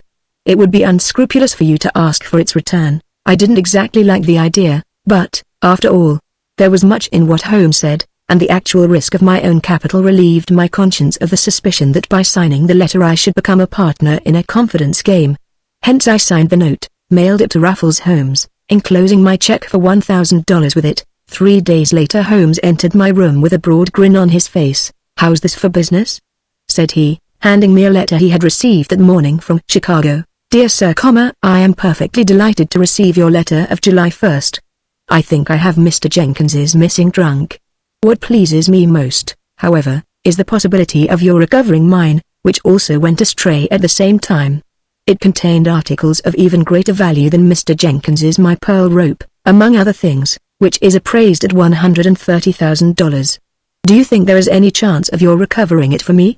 I enclose my check for $5,000 as a retainer. The balance of your 10% fee I shall gladly pay on receipt of my missing luggage. Most sincerely yours, Maud Ward Smythe. I rather think, my dear Jenkins, observed Raffles Holmes, that we have that $13,000 reward cinched. There's $7,000 for you, Jenkins, said Holmes, a week later, handing me his check for that amount. Easy money that. It only took 2 weeks to turn the trick, and $14,000 for 14 days' work is pretty fair pay. If we could count on that for a steady income I think I'd be able to hold Raffles down without your assistance. You got 14,000, eh? Said I. I thought it was only to be $13,000. It was $14,000 counting in your $1,000, said Raffles Holmes. You see, I'm playing on the square, old man. Half and half in everything. I squeezed his hand affectionately. But you? I ejaculated, with a great feeling of relief. I'm glad the thing's over with. So am I, said Holmes, with a glitter in his eye. If we'd kept that trunk in this apartment another day there'd have been trouble. I had a piece of lead pipe up my sleeve when I called here Tuesday night. What for? I asked. You, said Raffles Holmes. If you hadn't had that poker party with you I'd have knocked you out and gone to China with the Ward Smythe jewels.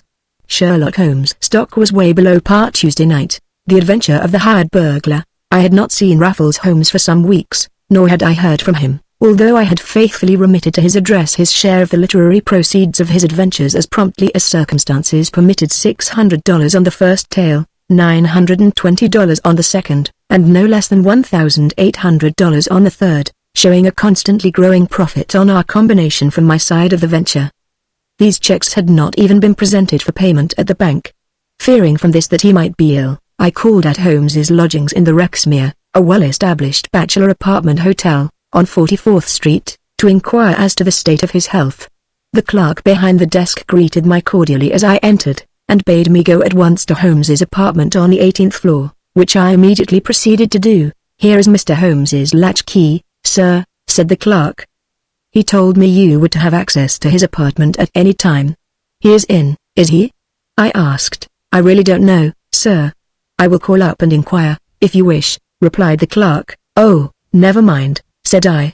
I'll go up, anyhow, and if he is out, I'll wait. So up I went, and a few moments later had entered the apartment. As the door opened, the little private hallway leading to his den at the rear burst into a flood of light, and from an inner room, the entrance to which was closed, I could hear Holmes's voice cheerily caroling out snatches of such popular airs as Tammany and If yo haven't got no money yo needn't bother me. I laughed quietly and at the same time breathed a sigh of relief.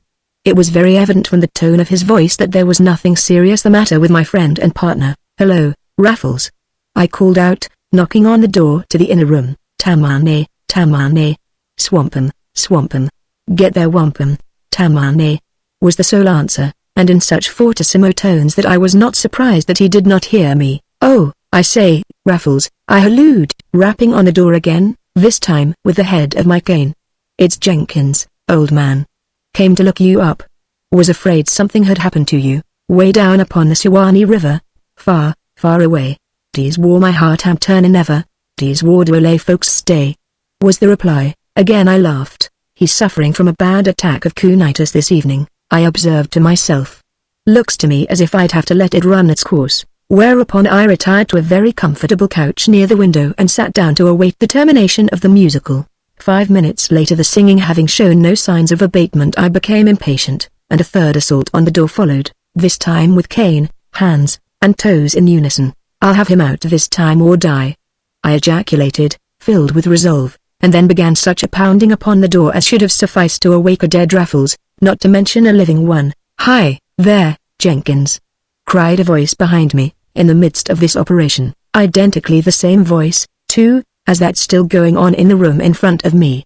What the dickens are you trying to do, batter the house down? I whirled about like a flash, and was deeply startled to see Raffles himself standing by the divan I had just vacated, divesting himself of his gloves and light overcoat. You Raffles? I roared in astonishment. Yep, said he. Who else? But the other chap in the room there? Oh, laughed Raffles. That's my alibi. Prove a hold on a minute and I'll show you. Whereupon he unlocked the door into the bedroom, whence had come the tuneful lyrics, threw it wide open, and revealed to my astonished gaze no less an object than a large talking machine still engaged in the strenuous fulfillment of its noisy mission. What the dickens? I said. It's attacked to my front door, said Raffles, silencing the machine. The minute the door is opened it begins to sing like the 24 blackbirds baked in a pie. But what good is it? Said I. Oh, well, it keeps the servants from spending too much time in my apartment, snooping among my papers, perhaps, and it might someday come in useful in establishing an alibi if things go wrong with me. You'd have sworn I was in the just now, wouldn't you? I would indeed, said I. Well, you see, I wasn't, so there you are, said Raffles Holmes. By the way, you've come at an interesting moment. There'll be things doing before the evening is over. I've had an anxious caller here 5 times already today. I've been standing in the barber shop opposite getting a line on him. His card name is Grouch, his real name is..." Here Raffles Holmes leaned forward and whispered in my ear a name of such eminent respectability that I fairly gasped. "You don't mean the Mr. Nobody else," said Raffles Holmes. "Only he don't know I know who he is." The third time Grouch called I trailed him to Blank's house, and then recognized him as Blank himself. "And what does he want with you?" I asked. "That remains to be seen," said Raffles Holmes. "All I know is that next Tuesday he will be required to turn over $100,000 unregistered bonds to a young man about to come of age, for whom he has been a trustee." "Aha!" said I. "And you think?" "I don't think, Jenkins, until the time comes. Grey matter is scarce these times, and I'm not wasting any of mine on unnecessary speculation," said Raffles Holmes. At this point the telephone bell rang and Raffles answered the summons. "Yes, I'll see Mr. Grouch." "Show him up," he said. "It would be mighty interesting reading if some newspaper showed him up," he added, with a grin, as he returned. "By the way, Jenkins, I think you'd better go in there and have a half-hour's chat with a talking machine. I have an idea old man Grouch won't have much to say with a third party present. Listen all you want to, but don't breathe too loud or you'll frighten him away." I immediately retired, and a moment later Mr. Grouch entered Raffles Holmes's den. "Glad to see you," said Raffles Holmes, cordially. "I was wondering how soon you'd be here." "You expected me, then?" asked the visitor, in surprise. "Yes," said Holmes. "Next Tuesday is young Wilbraham's 21st birthday, and, peering through a crack in the door I could see Grouch stagger. You know my errand, then?" he gasped out. "Only roughly, Mr. Grouch," said Holmes, coolly. "Only roughly. But I am very much afraid that I can't do what you want me to. Those bonds are doubtless in some broker's box in a safe deposit company, and I don't propose to try to borrow them surreptitiously, even temporarily, from an incorporated institution. It is not only a dangerous but a criminal operation." "Does your employer know that you have taken them?" "My employer?" stammered Grouch, taken off his guard. "Yes. Aren't you the confidential secretary of Mr. Dash?" Here Holmes mentioned the name of the eminent financier and philanthropist. No one would have suspected, from the tone of his voice, that Holmes was perfectly aware that Grouch and the eminent financier were one and the same person. The idea seemed to please and steady the visitor. "Why yes, I am Mr. Blank's confidential secretary," he blurted out. "And of course Mr. Blank does not know that I have speculated with the bonds and lost them. The bonds are in the hands of Bunker and Burke. I had hoped you would be able to suggest some way in which I could get hold of them long enough to turn them over to young Wilbraham, and then, in some other way, to restore them later to Bunker and Burke." "That is impossible," said Raffles Holmes. "For the reasons stated, I cannot be party to a criminal operation. It will mean ruin for me if it cannot be done," moaned Grouch. "For Mr. Blank as well, Mr. Holmes. He is so deep in the market he can't possibly pull out. I thought possibly you knew of some reformed cracksman who would do this one favor for me just to tide things over. All we need is 3 weeks' time, 3 miserable little weeks. Can't be done with a safe deposit company at the other end of the line," said Raffles Holmes. "If it were Mr. Blank's own private vault at his home it would be different. That would be a matter between gentlemen, between Mr. Blank and myself, but the other would put a corporation on the trail of the safe breaker, an uncompromising situation." Grouch's eye glistened. "You know a man who, for a consideration and with a guarantee against prosecution, would break open Mr. Blank's private vault?" he cried. "I think so," said Raffles Holmes, noncommittally. "Not as a crime, however, merely as a favor, and with the lofty purpose of saving an honored name from ruin. My advice to you would be to put a dummy package, supposed to contain the missing bonds, along with about $30,000 worth of other securities in that vault, and so arrange matters that on the night preceding the date of young Wilbraham's majority, the man I will send you shall have the opportunity to crack it open and get away with the stuff unmolested and unseen. Next day young Wilbraham will see for himself why it is that Mr. Blank cannot turn over the trust. That is the only secure and I may say decently honest way out of your trouble, Mr. Raffles Holmes." "You are a genius," cried Grouch, ecstatically. And then he calmed down again as an unpleasant thought flashed across his mind. "Why is it necessary to put $30,000 additional in the safe, Mr. Holmes?" "Simply as a blind," said Holmes. "Young Wilbraham would be suspicious if the burglar got away with nothing but his property, wouldn't he?" "Quite so," said Grouch. "And now, Mr. Holmes, what will this service cost me?" $5,000, said Holmes. "For EEW?" whistled Grouch. Isn't that pretty steep? No, Mr. Grouch. I save 2 reputations, yours and Mr. Blank's. $2,500 is not much to pay for a reputation these days. I mean a real one, of course, such as yours is up to date, said Holmes, coldly. Payable by certified check? Said Grouch. Not much, laughed Holmes. In $20 bills, Mr. Grouch. You may leave them in a safe along with the other valuables. Thank you, Mr. Holmes, said Grouch, rising. It shall be as you say. Before I go, sir, may I ask how you knew me and by what principle of deduction you came to guess my business so accurately? It was simple enough, said Holmes. I knew, in the first place, that so eminent a person as Mr. Blank would not come to me in the guise of a Mr. Grouch if he hadn't some very serious trouble on his mind. I knew, from reading the society items in the World, that Mr. Bobby Wilbraham would celebrate the attainment of his majority by a big fete on the 17th of next month. Everybody knows that Mr. Blank is Mr. Wilbraham's trustee until he comes of age. It was easy enough to surmise from that what the nature of the trouble was. 2 and 2 almost invariably make 4, Mr. Grouch. And how the devil, demanded Grouch, angrily. How the devil did you know I was Blank? Mr. Blank passes the plate at the church I go to every Sunday, said Holmes, laughing, and it would take a great sight more than a $2 wig and a pair of 50-cent whiskers to conceal that pompous manner of his. Tush. You would better not make me angry, Mr. Holmes, said Grouch, reddening. You can get as angry as you think you can afford to, for all I care, Mr. Blank, said Holmes. It's none of my funeral, you know. And so the matter was settled. The unmasked Blank, seeing that wrath was useless, calmed down and accepted Holmes's terms and method for his relief. I'll have my man there at 4 a.m., October 17th, Mr. Blank, said Holmes. See that your end of it is ready. The coast must be kept clear or the scheme falls through. Grouch went heavily out, and Holmes called me back into the room. Jenkins, said he, that man is one of the biggest scoundrels in creation, and I'm going to give him a jolt. Where are you going to get the retired burglar? I asked. Sir, returned Raffles Holmes, this is to be a personally conducted enterprise.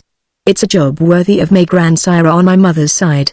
Raffles will turn the trick, and it turned out so to be, for the affair went through without a hitch.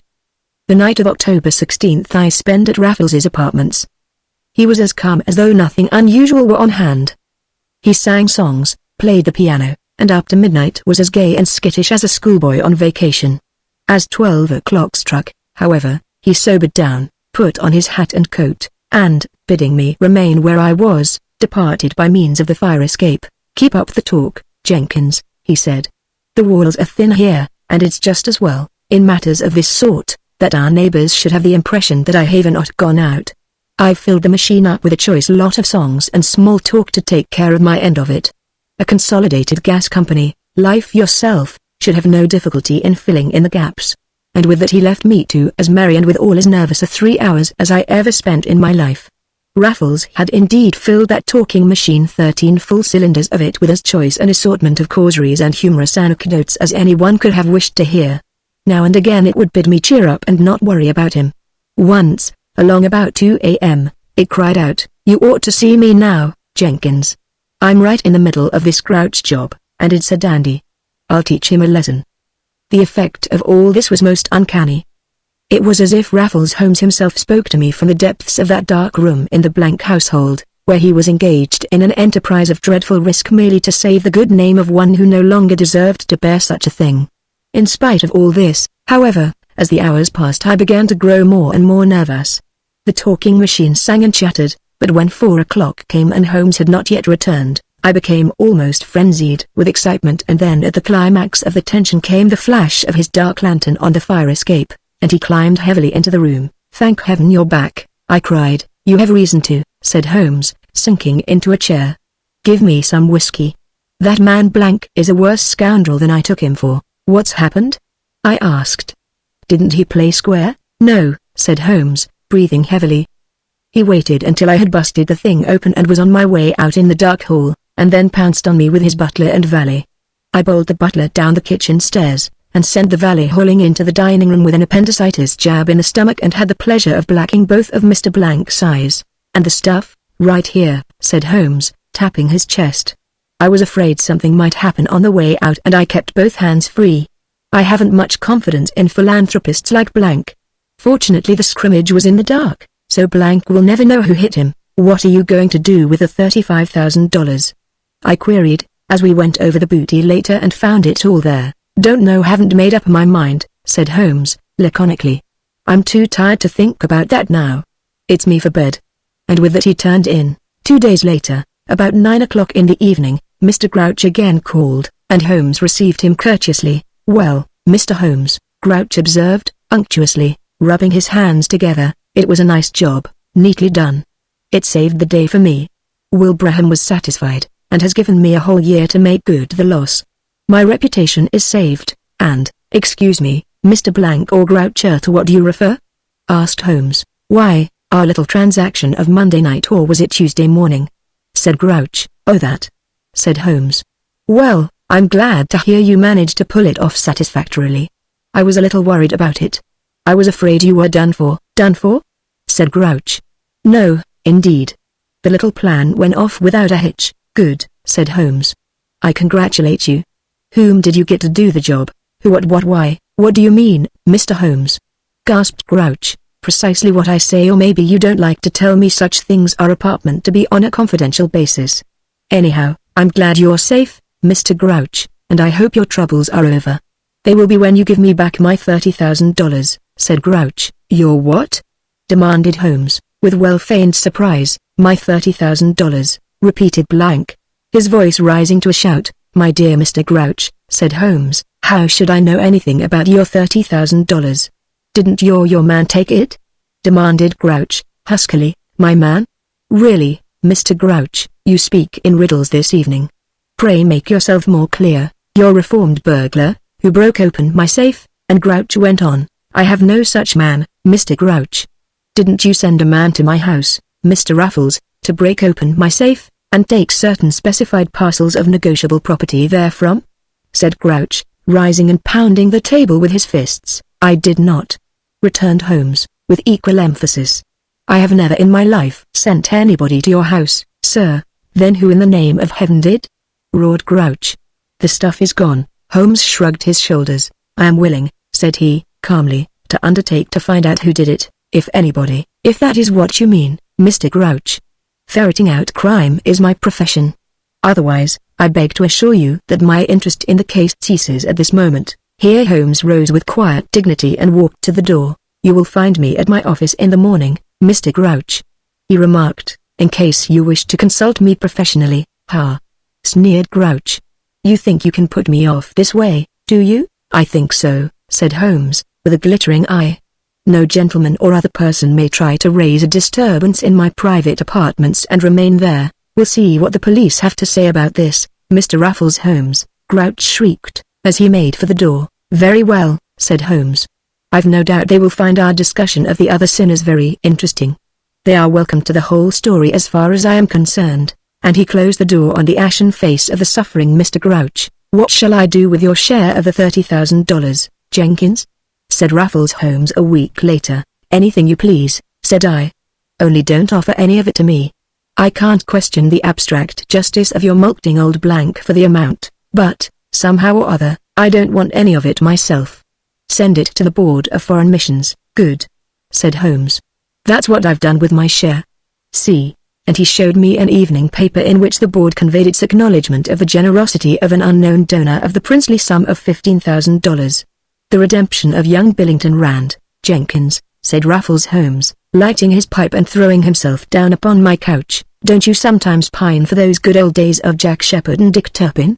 Hang it all, I'm getting blisteringly tired of the modern refinements in crime, and yearn for the period when the highwayman met you on the road and made you stand and deliver at the point of the pistol. Indeed I don't, I ejaculated. I'm not chicken-livered, Raffles, but I'm mighty glad my lines are cast in less strenuous scenes. When a book agent comes in here, for instance, and holds me up for $19 a volume for a set of Kipling in words of one syllable, illustrated by his aunt, and every volume autographed by his uncle's stepsister, it's a game of wits between us as to whether I shall buy or not buy, and if he gets away with my signature to a contract it is because he has legitimately outwitted me.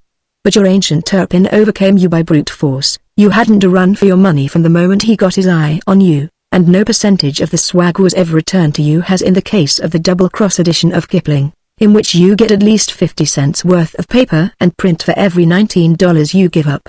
That is merely the commercial way of looking at it, protested Holmes. You reckon up the situation on a basis of mere dollars, strike a balance and charge the thing up to profit and loss. But the romance of it all, the element of the picturesque, the delicious, tingling sense of adventure which was inseparable from a road experience with a commanding personality like Turpin, these things are all lost in your prosaic book agent methods of our day. No man writing his memoirs for the enlightenment of posterity would ever dream of setting down upon paper the story of how a book agent robbed him of $200, but the chap who has been held up in the dark recesses of a forest on a foggy night by a jack shepherd would always find breathless and eager listeners to or readers of the tale he had to tell, even if he lost only a nickel by the transaction. Well, old man, said I, I'm satisfied with the prosaic methods of the gas companies, the book agents, and the rigors of the stock market. Give me Wall Street and you take Dick Turpin and all his crew. But what has set your mind to working on the Dick Turpin end of it anyhow? Thinking of going in for that sort of thing yourself? Yes, replied Holmes, hesitatingly. I am. Not that I pine to become one of the broom squires myself, but because I may be forced into it. Take my advice, Raffles, I interrupted, earnestly. Let firearms and highways alone. There's too much of battle, murder, and sudden death in loaded guns, and surplus of publicity in street work. You mustn't take me so literally, Jenkins, he retorted. I'm not going to follow precisely in the steps of Turpin, but a hold-up on the public highway seems to be the only way out of a problem which I have been employed to settle. Do you know young Billington Rand? By sight, said I, with a laugh. And by reputation. You're not going to hold him up, are you? I added, contemptuously. Why not? Said Holmes. It's like breaking into an empty house in search of antique furniture, I explained. Common report has it that Billington Rand has already been skinned by about every skinning agency in town. He's posted at all his clubs. Every gambler in town, professional as well as social, has his IOUs for bridge, poker, and faro debts. Everybody knows it except those fatuous people down in the Kennesaw National Bank, where he's employed, and the Fidelity Company that's on his bond. He wouldn't last 5 minutes in either place if his uncle wasn't a director in both concerns. I see that you have a pretty fair idea of Billington Rand's financial condition, said Holmes. It's rather common talk in the clubs, so why shouldn't I? I put in. Holding him up would be at most an act of petty larceny, if you measure a crime by what you get out of it. It's a great shame, though, for at heart Rand is one of the best fellows in the world. He's a man who has all the modern false notions of what a fellow ought to do to keep up what he calls his end. He plays cards and sustains ruinous losses because he thinks he won't be considered a good fellow if he stays out. He plays bridge with ladies and pays up when he loses and doesn't collect when he wins. Win or lose, he's doomed to be on the wrong side of the market just because of those very qualities that make him a lovable person, kind to everybody but himself, and weak as dishwater. For heaven's sake, Raffles, if the poor devil has anything left, don't take it from him. Your sympathy for Rand does you credit, said Holmes. But I have just as much of that as you have, and that is why, at 5:30 tomorrow afternoon, I'm going to hold him up, in the public eye, and incontinently rob him of $25,000. $25,000? Billington Rand? I gasped. $25,000. Billington Rand, repeated Holmes, firmly. If you don't believe it, come along and see. He doesn't know you, does he? Not from Adam, said I. Very good, then you'll be safe as a church. Meet me in the Fifth Avenue Hotel corridor at 5 tomorrow afternoon and I'll show you as pretty a hold-up as you ever dreamed of, said Holmes. But I can't take part in a criminal proceeding like that, Holmes, I protested. You won't have to, even if it were a criminal proceeding, which it is not, he returned. Nobody outside of you and me will know anything about it but Rand himself, and the chances that he will peach are less than a millionth part of 0.5%. Anyhow, all you need is a witness. There was a long and uneasy silence.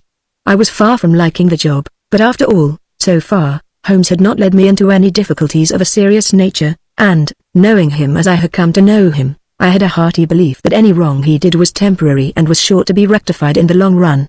I've a decent motive in all this, Jenkins, he resumed in a few moments. Don't forget that. This hold-up is going to result in a reformation that will be for the good of everybody, so don't have any scruples on that score. All right, Raffles, said I. You've always played straight with me, so far, and I don't doubt your word, only I hate the highway end of it. Tut, Jenkins, he ejaculated, with a laugh and giving me a whack on the shoulders that nearly toppled me over into the fireplace. "Don't be a rabbit. The thing will be as easy as cutting calf's foot jelly with a razor." Thus did I permit myself to be persuaded, and the next afternoon at 5, Holmes and I met in the corridor of the Fifth Avenue Hotel. "Come on," he said, after the first salutations were over. "Rand will be at the 33rd Street subway at 5:15, and it is important that we should catch him before he gets to Fifth Avenue." "I'm glad it's to be on a side street," I remarked, my heart beating rapidly with excitement over the work in hand, for the more I thought of the venture the less I liked it. "Oh, I don't know that it will be," said Holmes, carelessly. "I may pull it off in the corridors of the Powhatan." The pumps in my heart reversed their action, and for a moment I feared I should drop with dismay. "In the Powhatan," I began. "Shut up, Jenkins," said Holmes, imperatively. "This is no time for protests. We're in it now and there's no drawing back." 10 minutes later we stood at the intersection of 33rd Street and Fifth Avenue. Holmes's eyes flashed and his whole nervous system quivered as with the joy of the chase. "Keep your mouth shut, Jenkins, and you'll see a pretty sight," he whispered, "for here comes our man." Sure enough, there was Billington Rand on the other side of the street, walking along nervously and clutching an oblong package, wrapped in brown paper, firmly in his right hand. "Now for it," said Holmes, and we crossed the street, scarcely reaching the opposite curb before Rand was upon us. Rand eyed us closely and shied off to one side as Holmes blocked his progress. "I'll trouble you for that package, Mr. Rand," said Holmes, quietly. The man's face went white and he caught his breath. "Who the devil are you?" he demanded, angrily. "That has nothing to do with the case," retorted Holmes. "I want that package or, get out of my way," cried Rand, with a justifiable show of resentment. "Or I'll call an officer, will you?" said Holmes, quietly. "Will you call an officer and so make known to the authorities that you are in possession of $25,000 worth of securities that belong to other people, which are supposed at this moment to be safely locked up in the vaults of the Kennesaw National Bank along with other collateral?" Rand staggered back against the newel post of a brownstone stoop, and stood there gazing wildly into Holmes's face. "Of course, if you prefer having the facts made known in that way," Holmes continued, coolly, "you have the option. I am not going to use physical force to persuade you to hand the package over to me. But you're a greater fool than I take you for if you choose that alternative. To use an expressive modern phrase, Mr. Billington Rand, you will be caught with the goods on, and unless you have a far better explanation of how those securities happen in your possession at this moment than I think you have, there is no power on earth can keep you from landing in state prison." The unfortunate victim of Holmes's adventure fairly gasped in his combined rage and fright. Twice he attempted to speak, but only inarticulate sounds issued from his lips. "You are, of course, very much disturbed at the moment," Holmes went on, "and I am really very sorry if anything I have done has disarranged any honorable enterprise in which you have embarked. I don't wish to hurry you into a snap decision, which you may repent later. Only either the police or I must have that package within an hour. It is for you to say which of us is to get it. Suppose we run over to the Powhatan and discuss the matter calmly over a bottle of Glengarry? Possibly I can convince you that it will be for your own good to do precisely as I tell you and very much to your disadvantage to do otherwise." Rand, stupefied by the sudden intrusion upon his secret by an utter stranger, lost what little fight there was left in him, and at least seemed to assent to Holmes's proposition. The latter linked arms with him, and in a few minutes we walked into the famous hostelry just as if we were three friends, bent only upon having a pleasant chat over a cafe table. "What'll you have, Mr. Rand?" asked Holmes, suavely. "I'm elected for the Glengarry special, with a little carbonic on the side." "Same," said Rand, laconically. "Sandwich with it?" asked Holmes. "You'd better." "Oh, I can't eat anything," began Rand. "Bring us some sandwiches, waiter," said Holmes. "2 Glengarry special, a siphon of carbonic, and Jenkins, what's yours?" The calmness and the cheek of the fellow. "I'm not in on this at all," I retorted, angered by Holmes's use of my name. "And I want Mr. Rand to understand." "Oh, tut!" ejaculated Holmes. "He knows that. Mr. Rand, my friend Jenkins has no connection with this enterprise of mine, and he's done his level best to dissuade me from holding you up so summarily. All he's along for is to write the thing up for the newspapers?" cried Rand, now thoroughly frightened. "No," laughed Holmes. "Nothing so useful, their magazines." Holmes winked at me as he spoke, and I gathered that there was method in his apparent madness. "That's one of the points you want to consider, though, Mr. Rand," he said, leaning upon the table with his elbows. think of the newspapers tomorrow morning if you call the police rather than hand that package over to me. It'll be a big sensation for Wall Street and Upper Fifth Avenue, to say nothing of what the yellows will make of the story for the rest of hoi polloi. The newsboys will be yelling extras all over town, printed in great, red letters, a club man held up in broad daylight, for $25,000 in securities that didn't belong to him. Billington Rand has something to explain. Where did he get it? ? For heaven's sake, man. Don't. Please, the unfortunate Billington. God. I never thought of that. Of course you didn't think of that, said Holmes. That's why I'm telling you about it now. You don't dispute my facts, do you? No, Rand began. Of course not, said Holmes. You might as well dispute the existence of the Flatiron Building. If you don't want tomorrow's papers to be full of this thing, you'll hand that package over to me. But, protested Rand, I'm only taking them up to a broker. Here he gathered himself together and spoke with greater assurance. I am delivering them, sir, to a broker, on behalf of one of our depositors who has been speculating with what little money he had left, has lost his margins, and is now forced into an act of crime to protect his speculation, said Holmes.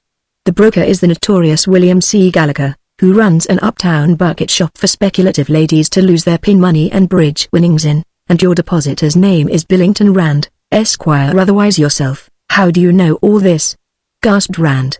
Oh, maybe I read it on the ticker, laughed Holmes.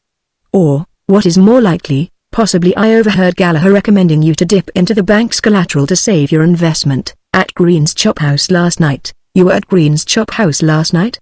Cried Rand. In the booth adjoining your own, and I heard every word you said, said Holmes. Well, I don't see why I should give the stuff to you anyhow, growled Rand. Chiefly because I happen to be long on information which would be of interest, not only to the police, but to the president and board of directors of the Kennesaw National Bank, Mr. Rand, said Holmes. It will be a simple matter for me to telephone Mr. Horace Huntington, the president of your institution, and put him wise to this transaction of yours, and that is the second thing I shall do immediately you have decided not to part with that package. The second thing? Rand whimpered. What will you do first? Communicate with the first policeman we meet when we leave here, said Holmes. But take your time, Mr. Rand, take your time. Don't let me hurry you into a decision. Try a little of this Glengarry and we'll drink hearty to a sensible conclusion. I'll put them back in the vaults tomorrow, pleaded Rand. Can't trust you, my boy, said Holmes. Not with a persuasive crook like old bucket ship Gallagher on your trail. They're safer with me. Rand's answer was a muttered oath as he tossed the package across the table and started to leave us. One word more, Mr. Rand, said Holmes, detaining him. Don't do anything rash. There's a lot of good fellowship between criminals, and I'll stand by you all right. So far nobody knows you took these things, and even when they turn up missing, if you go about your work as if nothing had happened, while you may be suspected, nobody can prove that you got the goods. Rand's face brightened at this remark. By Jove! ! That's true enough, said he. Excepting Gallagher, he added, his face falling. Parfa Gallagher, cried Holmes, snapping his fingers contemptuously. If he as much as peeped we could put him in jail, and if he sells you out you tell him for me that I'll land him in Sing Sing for a term of years. He led you into this. He certainly did, moaned Rand. And he's got to get you out, said Holmes. Now, goodbye, old man. The worst that can happen to you is a few judgments instead of penal servitude for 8 or 10 years, unless you are foolish enough to try another turn of this sort. And then you may not happen on a good-natured highwayman like myself to get you out of your troubles. By the way, what is the combination of the big safe in the outer office of the Kennesaw National? 1897, said Rand. Thanks, said Holmes, jotting it down coolly in his memorandum book. That's a good thing to know. That night, shortly before midnight, Holmes left me. I've got to finish this job, said he. The most ticklish part of the business is yet to come. Great Scott, Holmes! I cried. Isn't the thing done? No, of course not, he replied. I've got to bust open the Kennesaw safe, now, my dear Raffles, I began. Why aren't you satisfied with what you've done already? Why must you? Shut up, Jenkins, he interrupted, with a laugh. If you knew what I was going to do you wouldn't kick, that is, unless you've turned crook too. Not I, said I, indignantly. You don't expect me to keep these bonds, do you? He asked. But what are you going to do with them? I retorted. Put them back in the Kennesaw Bank, where they belong, so that they'll be found there tomorrow morning. As sure as I don't, Billington Rand is doomed, said he. It's a tough job, but I've been paid $1,000 by his family, to find out what he's up to, and by thunder, after following his trail for 3 weeks, I've got such a liking for the boy that I'm going to save him if it can be done, and if there's any Raffles left in me, such a simple proposition as cracking a bank and putting the stuff back where it belongs, in a safe of which I have the combination, isn't going to stand in my way. Don't fret, old man, it's as good as done. Good night. And Raffles Holmes was off.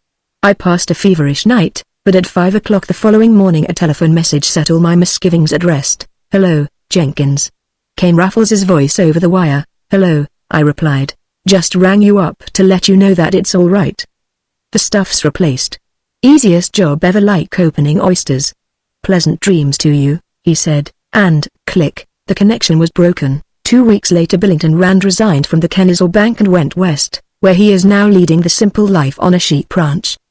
His resignation was accepted with regret, and the board of directors, as a special mark of their liking, voted him a gift of $2,500 for faithful services, and the best part of it was, said Holmes, when he told me of the young man's good fortune, that his accounts were as straight as a string. "Holmes, you are a bully chap," I cried, in a sudden excess of enthusiasm. "You do things for nothing sometimes." "Nothing," echoed Holmes. "Nothing. Why, that job was worth $1 million to me, Jenkins, but not in coin. Just in good solid satisfaction in saving a fine young chap like Billington Rand from the clutches of a sharper and sneaking skinflint like old Bucket Shop Gallagher, the nostalgia of Nervy Jim the Snatcher." Raffles Holmes was unusually thoughtful the other night when he entered my apartment, and for a long time I could get nothing out of him save an occasional grunt of assent or dissent from propositions advanced by myself. It was quite evident that he was cogitating deeply over some problem that was more than ordinarily vexatious, so I finally gave up all efforts at conversation, pushed the cigars closer to him, poured him out a stiff dose of his favorite Glengarry, and returned to my own work. It was a full hour before he volunteered an observation of any kind, and then he plunged rapidly into a very remarkable tale. "I had a singular adventure today, Jenkins," he said. "Do you happen to have in your set of my father's adventures a portrait of Sherlock Holmes?" "Yes, I have," I replied. "But you don't need anything of the kind to refresh your memory of him. All you have to do is to look at yourself in the glass, and you've got the photograph before you." "I am so like him then?" he queried. "Most of the time, old man, I am glad to say," said I. "There are days when you are the living image of your grandfather Raffles, but that is only when you are planning some scheme of villainy. I can almost invariably detect the trend of your thoughts by a glance at your face. You are Holmes himself in your honest moments, Raffles at others. For the past week it has delighted me more than I can say to find you a facsimile of your splendid father, with naught to suggest your fascinating but vicious granddad. That's what I wanted to find out." "I had evidence of it this afternoon on Broadway," said he. "It was bitterly cold up around 40th Street, snowing like the devil, and such winds as you'd expect to find nowhere this side of Greenland's icy mountains. I came out of the Broadway chop house and started north, when I was stopped by an ill-clad, downtrodden specimen of humanity, who begged me, for the love of heaven, to give him a drink. The poor chap's condition was such that it would have been manslaughter to refuse him, and a moment later I had him before the Skidmore bar, gurgling down a tumblerful of raw brandy as though it were water. He wiped his mouth on his sleeve and turned to thank me, when a look of recognition came into his face, and he staggered back half in fear and half in amazement. "Sherlock Holmes," he cried. "Am I?" said I, calmly, my curiosity much excited. "In more his twin," said he. "How should you know me?" I asked. "Good reason enough," he muttered. "'Twas Sherlock Holmes has landed me for 10 years in Reading jail." "Well, my friend," I answered, "I've no doubt you deserved it if he did it. I am not Sherlock Holmes, however, but his son. Will you let me take you by the hand, Governor?" he whispered, hoarsely. "Not for the kindness you've shown me here, but for the service your old man did me. I am Nervy Jim the Snatcher." "Service?" said I, with a laugh. "You consider it a service to be landed in Reading jail?"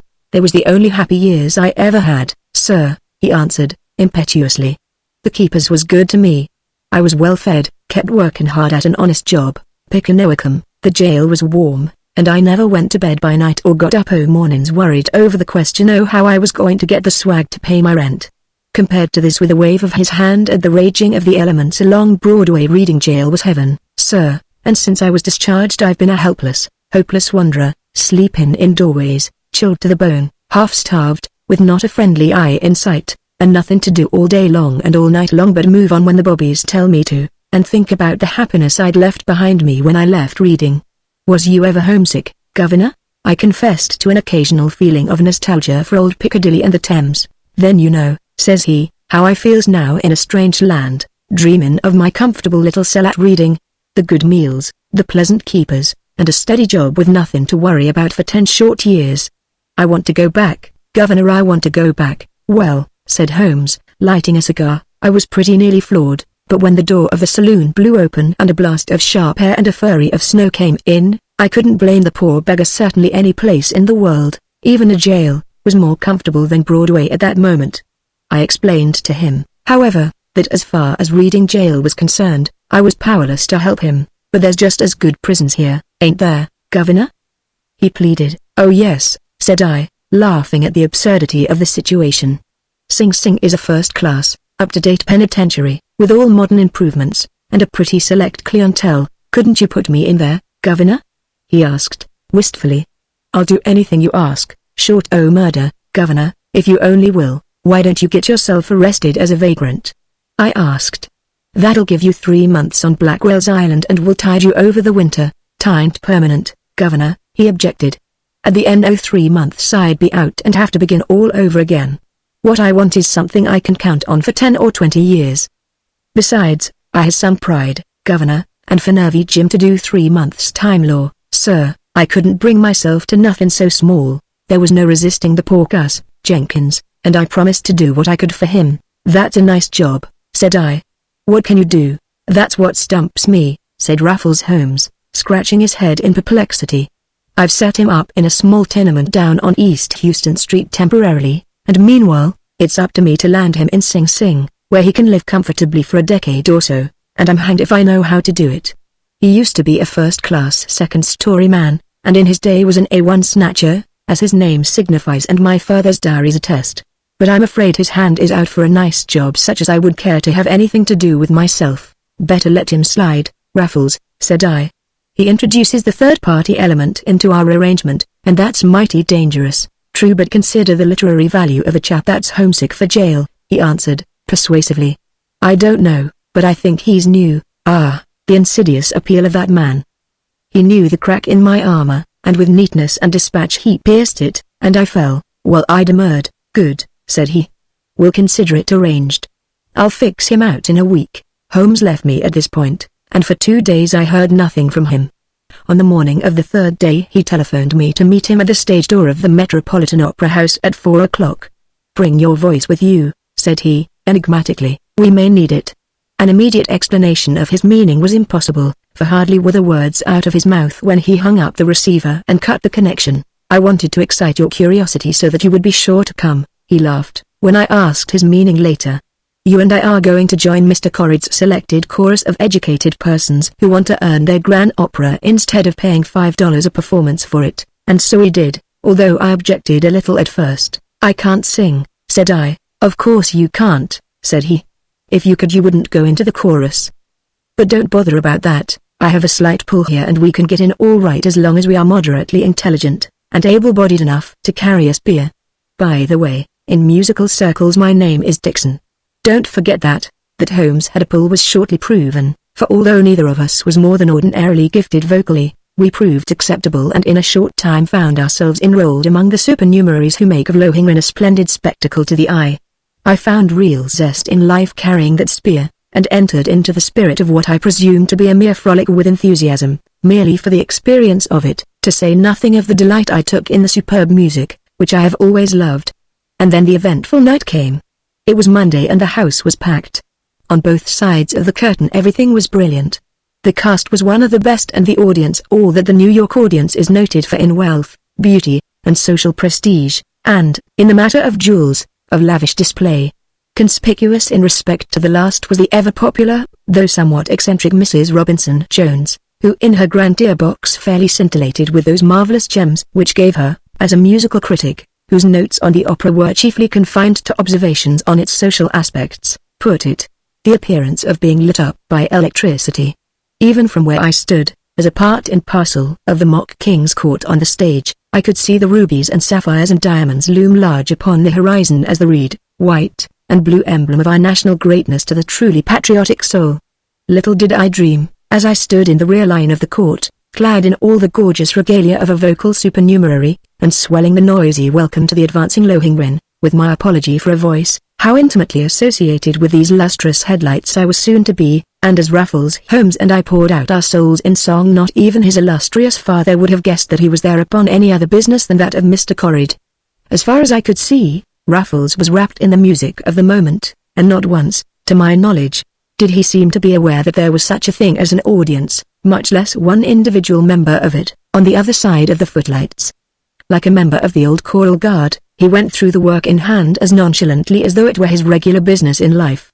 It was during the intermission between the first and second acts that I began to suspect that there was something in the wind beside music, for Holmes's face became set, and the resemblance to his honorable father, which had of late been so marked, seemed to dissolve itself into an unpleasant suggestion of his other forbear, the acquisitive Raffles.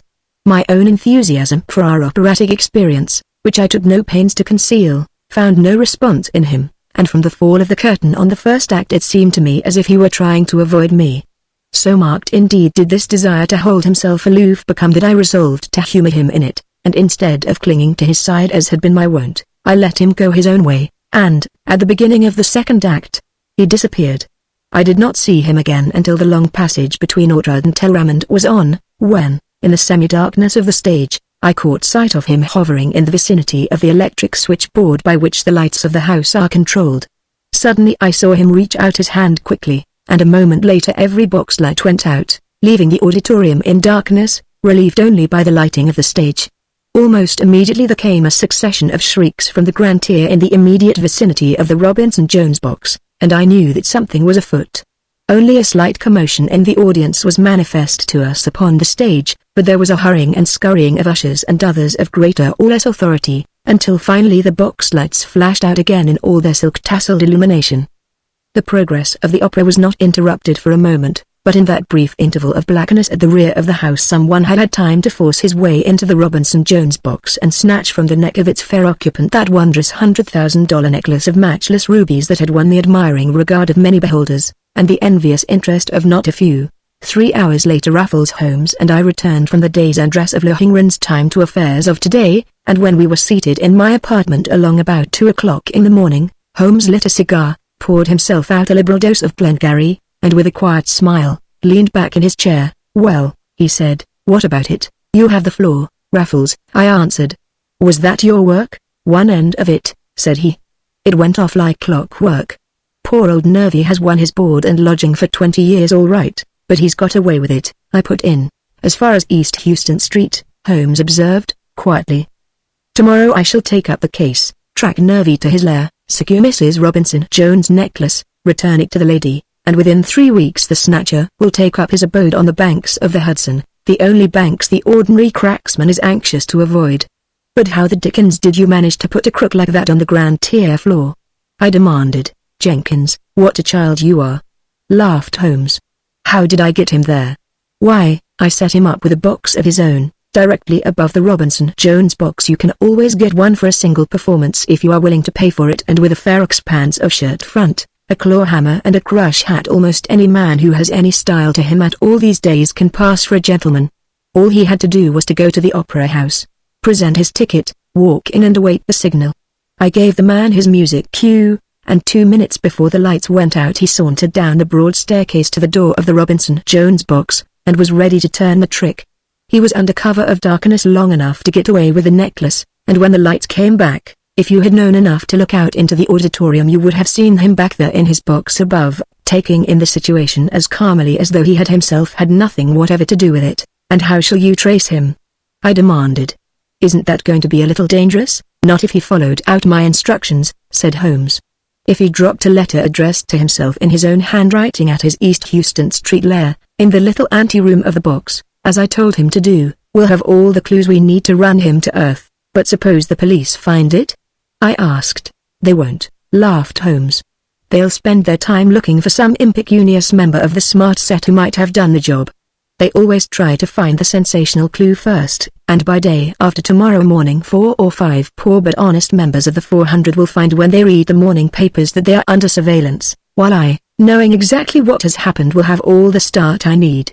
I have already offered my services, and by 10 o'clock tomorrow morning they will be accepted, as will also those of half a hundred other detectives, professional and amateur. At 11 I will visit the Opera House, where I expect to find the incriminating letter on the floor, or if the cleaning women have already done their work, which is very doubtful, I will find it later among the sweepings of waste paper in the cellar of the Opera House. Accompanied by 2 plainclothesmen from headquarters I will then proceed to Nervy's quarters, and, if he is really sincere in his desire to go to jail for a protracted period, we shall find him the giving an imitation of a gloat over his booty. And suppose the incriminating letter is not there? I asked. He may have changed his mind. I have arranged for that, said Holmes, with a quick, steely glance at me. I've got a duplicate letter in my pocket now. If he didn't drop it, I will. But Nervy Jim was honest at least in his desire for a permanent residence in an up-to-date penitentiary, for, even as the deed itself had been accomplished with a precision that was almost automatic, so did the work yet to be done go off with the nicety of a well-regulated schedule. Everything came about as Holmes had predicted, even to the action of the police in endeavoring to fasten the crime upon an inoffensive and somewhat impecunious social dangler, whose only ambition in life was to lead a cotillion well, and whose sole idea of how to get money under false pretenses was to make some over-rich old maid believe that he loved her for herself alone and in his heart scorned her wealth. Even he profited by this, since he later sued the editor who printed his picture with the label a social highwayman for libel, claiming damages of $50,000, and then settled the case out of court for $15,000, spot cash. The letter was found on the floor of the box where Nervy Jim had dropped it. Holmes and his plainclothesmen paid an early visit at the East Houston Street lodging house, and found the happy snatcher snoring away in his cot with a smile on his face that seemed to indicate that he was dreaming he was back in a nice comfortable jail once more, and as if to make assurance doubly sure, the missing necklace hung about his swarthy neck. Short work was made of the arrest. Nervy him, almost embarrassingly grateful, was railroaded to Sing Sing in 10 days' time, for 15 years. And Raffles Holmes had the present pleasure and personal satisfaction of restoring the lost necklace to the fair hands of Mrs. Robinson Jones herself. "Look at that, Jenkins," he said, gleefully, when the thing was all over. "A check for $10,000, well that isn't so much, considering the value of the necklace," said I. "That's the funny part of it," laughed Holmes. "Every stone in it was paste, but Mrs. Robinson Jones never let on for a minute. She paid her little $10,000 rather than have it known." Great heavens! Really? I said. "Yes," said Holmes, replacing the check in his pocketbook. "She's almost as nervy as Nervy Jim himself. She's what I call a dead game sport." The adventure of room 407. Raffles Holmes and I had walked uptown together. It was a beastly cold night, and when we reached the Hotel Powhatan my companion suggested that we stop in for a moment to thaw out our frozen cheeks, and incidentally, warm up the inner man with some one of the spirituous concoctions for which that hostelry is deservedly famous. I naturally acquiesced, and in a moment we sat at one of the small tables in the combination reading room and cafe of the hotel. "Queer place, this," said Holmes, gazing about him at the motley company of guests. "It is the gathering place of the noted and the notorious. That handsome 6-footer, who has just left the room, is the Reverend Dr. Harkaway, possibly the most eloquent preacher they have in Boston. At the table over in the corner, talking to that gold-haired lady with a roasted pheasant on her head in place of a hat, is Jack McBride, the lightweight champion of the Northwest, and by thunder, Jenkins, look at that!" A heavy-browed, sharp-eyed Englishman appeared in the doorway, stood a moment, glanced about him eagerly, and, with a gesture of impatience, turned away and disappeared in the throngs of the corridor without. "There's something doing to bring Lord Baskingford here," muttered Holmes. "Lord Baskingford?" said I. "Who's he?" "He's the most expert diamond lifter in London," answered Holmes. "His appearance on Piccadilly was a signal always to Scotland Yard to wake up, and to the jewellers of Bond Street to lock up. My old daddy used to say that Baskingford could scent a Kohinoor quicker than a hound a fox. I wonder what his game is he a real lord?" I asked. "Real?" laughed Holmes. "Yes, he's a real lord of the lifters, if that's what you mean, but if you mean does he belong to the peerage, no. His real name is Bob Hollister. He has served 2 terms in Pentonville, escaped once from a Russian prison, and is still in the ring. He's never idle, and if he comes to the Powhatan you can gamble your last dollar on it that he has a good, big stake somewhere in the neighborhood. We must look over the list of arrivals." We finished our drink and settled the score. Holmes sauntered, in leisurely fashion, out into the office, and, leaning easily over the counter, inspected the register. "Got any real live dukes in the house tonight, Mr. Somers?" he asked of the clerk. "Not tonight, Mr. Holmes," laughed the clerk. "We're rather shy on the nobility tonight. The nearest we come to anything worthwhile in that line is a Baronet Sir Henry Darlington of Dorsetshire, England.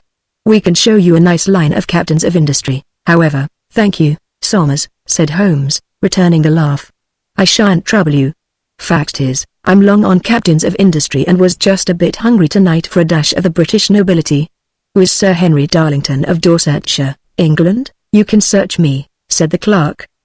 "I'm too busy to study genealogy, but there's a man here who knows who he is." All right, at least I judge so from his manner." "Who's that?"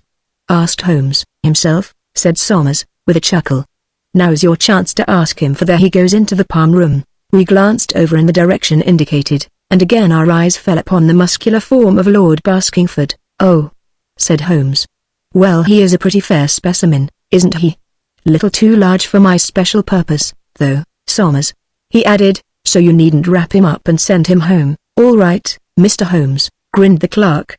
"Come in again sometime when we have a few fresh importations in and maybe we can fix you out." With a swift glance at the open page of the register, Holmes bade the clerk good night and we walked away. "Room 407, he said, as we moved along the corridor. "Room 407, we mustn't forget that. His lordship is evidently expecting someone, and I think I'll fool around for a while and see what's in the wind." A moment or two later we came face to face with the baronet, and watched him as he passed along the great hall, scanning every face in the place, and onto the steps leading down to the barber shop, which he descended. "He's anxious." "All right," said Holmes, as we sauntered along. "How would you like to take a bite, Jenkins?" "I'd like to stay here and see this out." "Very good," said I. "I find it interesting."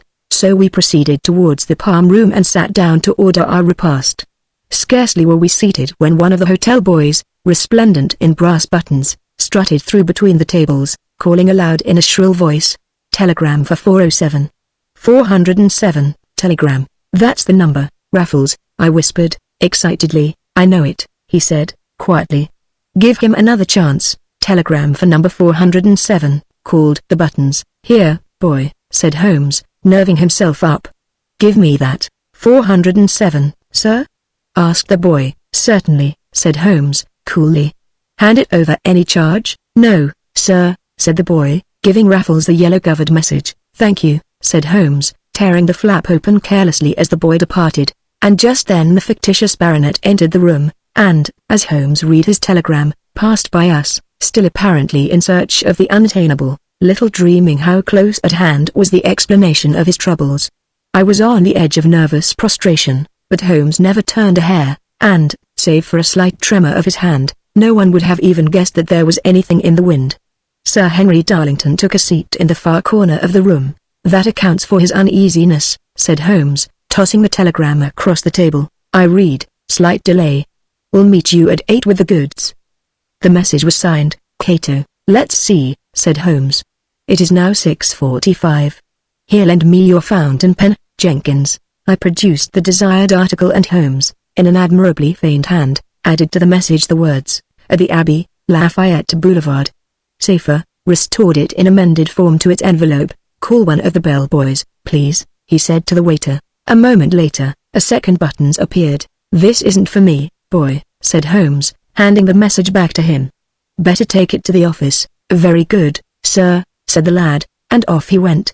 A few minutes after this incident, Sir Henry again rose impatiently and left the room, and, at a proper distance to the rear, Holmes followed him. Darlington stopped at the desk, and, observing the telegram in his box, called for it and opened it. His face flushed as he tore it into scraps and made for the elevator, into which he disappeared. "He's nibbling the bait all right," said Holmes, gleefully. "We'll just wait around here until he starts, and then we'll see what we can do with Cato." "This is quite an adventure. What do you suppose it's all about?" I asked. "I don't know any more than you do, Jenkins," said Holmes, "save this, that old Bob Hollister isn't playing penny ante. When he goes on to a job as elaborately as all this, you can bet your last dollar that the game runs into 5 figures, and, like a loyal subject of His Gracious Majesty King Edward VII, whom may the Lord save, he reckons not in dollars but in pounds sterling. Who can Cato be, I wonder. I asked. We'll know at 8 o'clock, said Holmes. I intend to have him up. Up where? I asked. In Darlington's rooms. Where else? Demanded Holmes. In 407? I gasped. Certainly that's our headquarters, isn't it? He grinned. Now see here, Raffles, I began. Shut up, Jenkins, he answered. Just hang on to your nerve. But suppose Darlington turns up? My dear boy, the Abbey is 6 miles from here and he won't by any living chance get back before 10 o'clock tonight. We shall have a good 2 hours and a half to do up old Cato without any interference from him, said Holmes. Suppose he does come, what then? I rather doubt if Sir Henry Darlington, of the Hotel Powhatan, New York, or Dorsetshire, England, would find it altogether pleasant to hear a few reminiscences of Bob Hollister of Pentonville Prison, which I have on tap. He'll kick up the deuce of a row, I protested. Very doubtful, Jenkins, said Raffles. I sort of believe he'll be as gentle as a lamb when he finds out what I know, but if he isn't, well, don't I represent law and order? And Holmes displayed a detective's badge, which he wore for use in emergency cases, pinned to the inner side of his suspenders. As he spoke, Darlington reappeared, and, leaving his key at the office, went out through the revolving doorway, and jumped into a hansom. Where to, sir? Asked the cabman. The Abbey, said Darlington. They're off, whispered Holmes, with a laugh.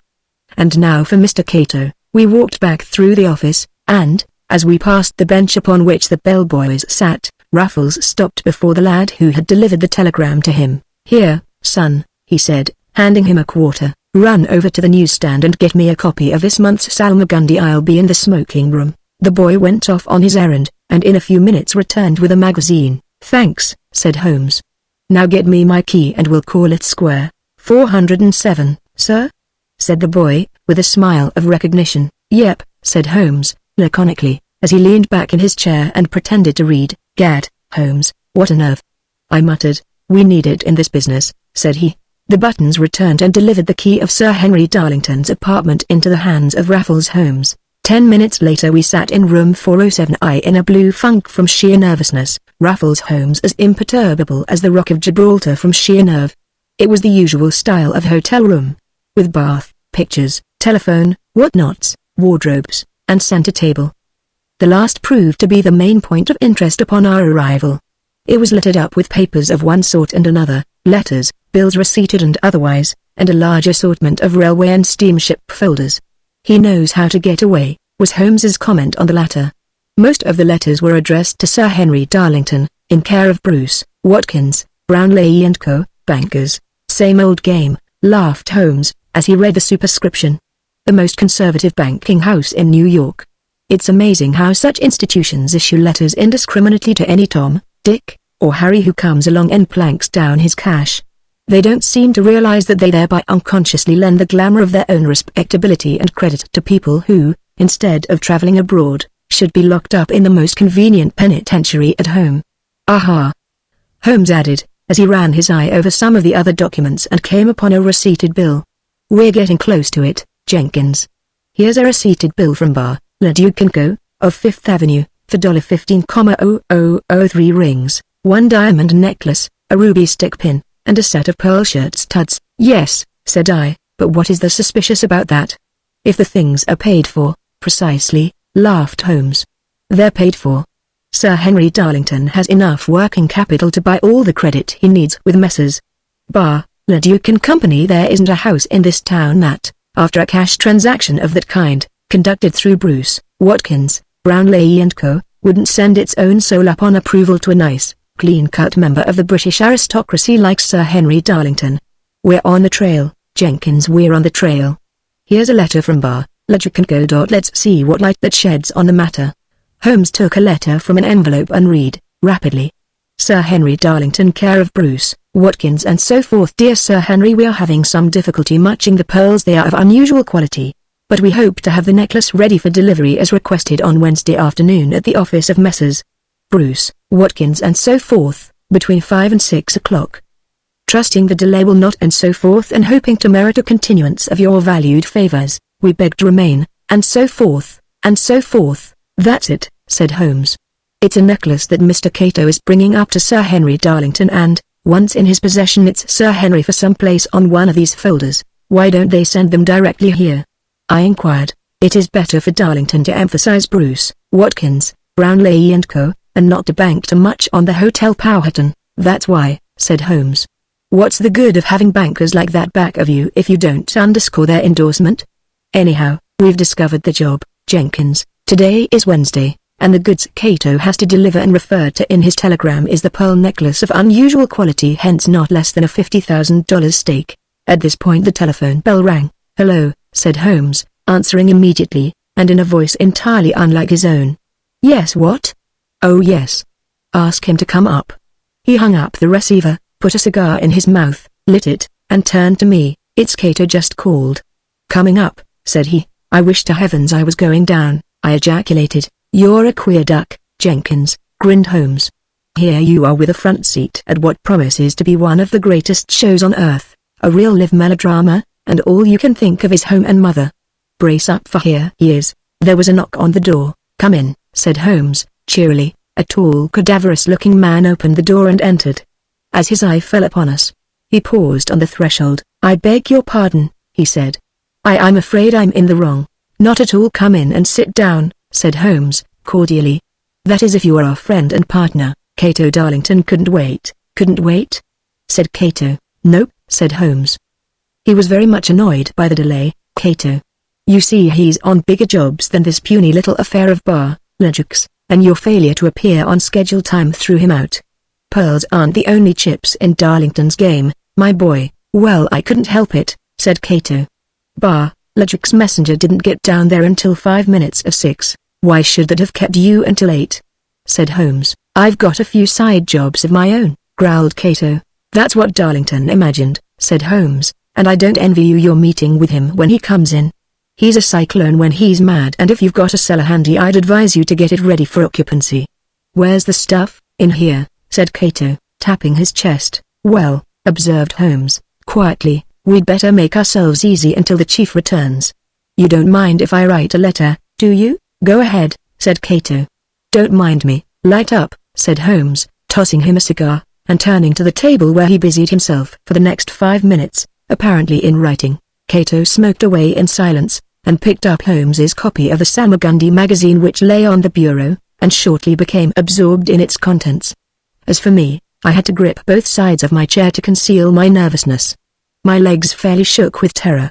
The silence, broken only by the scratching of Holmes's pen, was becoming unendurable, and I think I should have given way and screamed had not Holmes suddenly risen and walked to the telephone, directly back of where Cato was sitting. I must ring for stamps, he said. There don't seem to be any here. Darlington's getting stingy in his old age. Hello, he called, but without removing the receiver from the hook. Hello, send me up $1 worth of 2-cent stamps, thank you. Goodbye, Cato read on, but, in a moment, the magazine dropped from his hand to the floor. Holmes was at his side and the cold muzzle of a revolver pressed uncomfortably against his right temple. That bureau cover quick, Raffles cried, sharply, to me. What are you doing?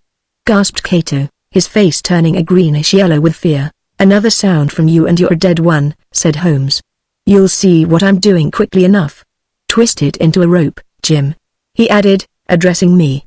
I did as I was bade with the linen cover, snatching it from the bureau, and a second later we had Cato gagged. Now tie his hands and feet with those curtain cords, Holmes went on. Heavens! How I hated the job, but there was no drawing back now. We had gone too far for that. There, said Holmes, as we laid our victim out on the floor, tied hand and foot and as powerless to speak as though he had been born deaf and dumb. We'll just trifle your chest, Cato, and stow you away in the bathtub with a sofa cushion under your head to make you comfortable, and bid you farewell, not au revoir, Cato, but just plain farewell forever. The words were hardly spoken before the deed was accomplished. Tearing aside poor Cato's vest and shirt front, Raffles placed himself in possession of the treasure from Bar, Le Duc & Co., after which we laid Darlington's unhappy confederate at full length in the porcelain-lined tub, placed a sofa cushion under his head to mitigate his sufferings, locked him in, and started for the elevator. Great heavens, Raffles! I chattered, as we emerged upon the street. What will be the end of this? It's awful. When Sir Henry returns, I wish I could be there to see, said he, with a chuckle. I guess we'll see, quick enough. I leave town tomorrow, said I. Nonsense, said Holmes. Don't you worry. I put a quietus on Sir Henry Darlington. He'll leave town tonight. and we'll never hear from him again. That is, not in this matter. But how? I demanded, far from convinced. I wrote him a letter in which I said, "You will find your treasure in the bathtub," laughed Holmes, "and that will drive him from New York, and close his mouth forever," I observed, sarcastically. "So very likely." "No, Jenkins, not that, but the address, my dear boy, the address." I put that message in an envelope, and left it on his table where he'll surely see it the first thing when he gets back tonight. Addressed to Bob Hollister, Diamond Merchant, cell number 99, Pentonville Prison. "Aha," said I, my doubts clearing. "Likewise ho ho," said Holmes. "It is a delicate intimation to Sir Henry Darlington that somebody is on to his little game, and he'll evaporate before dawn." A week later, Holmes brought me a magnificent pearl scarf pin. "What's that?" I asked. "Your share of the swag," he answered. I returned the pearl necklace to Bar Le Duc & Co., with a full statement of how it came into my possession. They rewarded me with this ruby ring and that stick pin. Holmes held up his right hand, on the fourth finger of which glistened a brilliant blood-red stone worth not less than $1,500. I breathed a sigh of relief. "I wondered what you were going to do with the necklace," I said. "So did I for 3 days," said Holmes, "and then, when I realized that I was a single man, I decided to give it up. If I'd had a wife to wear a necklace, well, I'm a little afraid the Raffles side of my nature would have won out." "I wonder whatever became of Darlington," said I. "I don't know. Somers says he left town suddenly that same Wednesday night, without paying his bill," Holmes answered. "And Cato?" I didn't inquire, but, from what I know of Bob Hollister, I'm rather inclined to believe that Cato left the Powhatan by way of the front windows, or possibly out through the plumbing, in some way, laughed Holmes. "Either way would be the most comfortable under the circumstances." The Major General's pepper pots. I had often wondered during the winter whether or no it would be quite the proper thing for me to take my friend Raffles Holmes into the sacred precincts of my club. By some men, and I am one of them, the club, despite the bad name that clubs in general have as being antagonistic to the home, is looked upon as an institution that should be guarded almost as carefully against the intrusion of improper persons as is one's own habitat, and while I should never have admitted for a moment that Raffles was an undesirable chap to have around, I could not deny that in view of certain characteristics which I knew him to possess, the propriety of taking him into the Heraclean was seriously open to question. My doubts were set at rest, however, on that point one day in January last, when I observed seated at one of our luncheon tables the Reverend Dr. Mulligatawny, rector of St. Mammon in the Fields, a highly esteemed member of the organization, who had with him no less a person than Mr. E.H. Merriman, the railway magnate, whose exploits in Wall Street have done much to give to that golden highway the particular kind of perfume which it now exudes to the nostrils of people of sensitive honor. Surely, if Dr. Mulligatawny was within his rights in having Mr. Merriman present, I need have no misgivings as to mine in having Raffles Holmes at the same table. The predatory instinct in his nature was as a drop of water in the sea to that ocean of known acquisitiveness which has floated Mr. Merriman into his high place in the world of finance, and as far as the moral side of the two men was considered respectively, I felt tolerably confident that the recording angel's account books would show a larger balance on the right side to the credit of Raffles than to that of his more famous contemporary. Hence it was that I decided the question in my friend's favor, and a week or two later had him in at the Heraclean for luncheon. The dining room was filled with the usual assortment of interesting men who had really done something in life and who suffered from none of that selfish modesty which leads some of us to hide our light under the bushel of silence.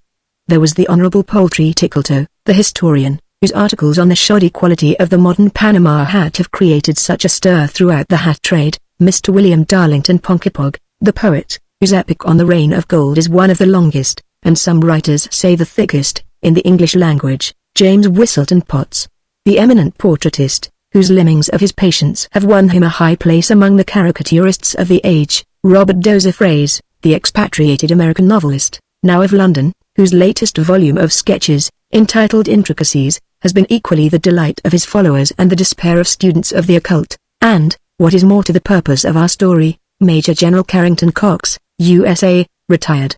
These gentlemen, with others of equal distinction whom I have not the space to name, were discussing with some degree of simultaneity their own achievements in the various fields of endeavor to which their lives had been devoted. They occupied the large center table which has for many a year been the point of contact for the distinguished minds of which the membership of the Heraclean is made up, the tennis net, as it were, over which the verbal balls of discussion have for so many years volleyed to the delight of countless listeners. Raffles and I sat apart at one of the smaller tables by the window, where we could hear as much of the conversation at the larger board as we wished. So many members of the Heraclean are deaf that a talk loud has become quite de rigueur, and at the same time hold converse with each other in tones best suited to the confidential quality of our communications.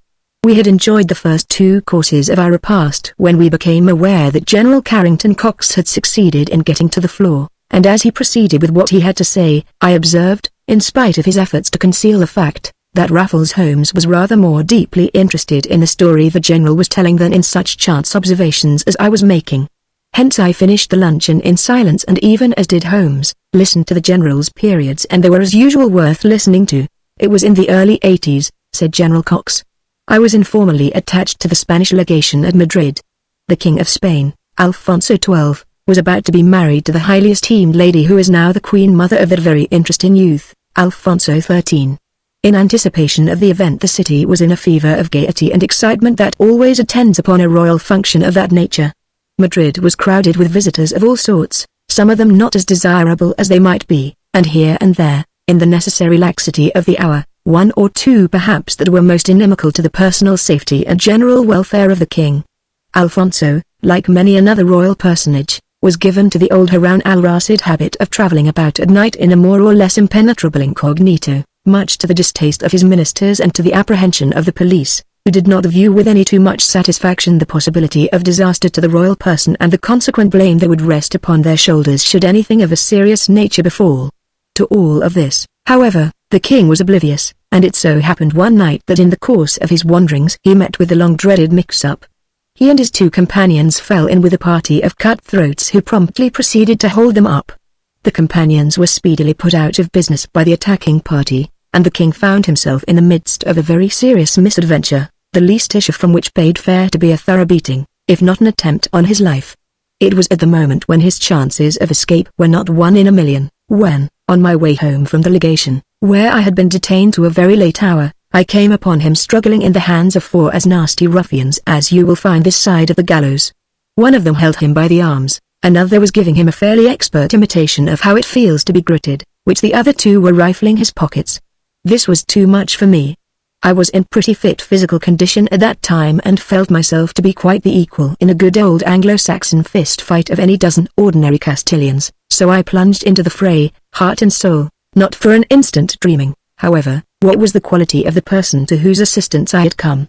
My first step was to bowl over the garroter. Expecting no interference in his nefarious pursuit and unwarned by his companions, who were too busily engaged in their adventure of loot to observe my approach, he was easy prey, and the good, hard whack that I gave him just under his right ear sent him flying, an unconscious mass of villainous clay, into the gutter.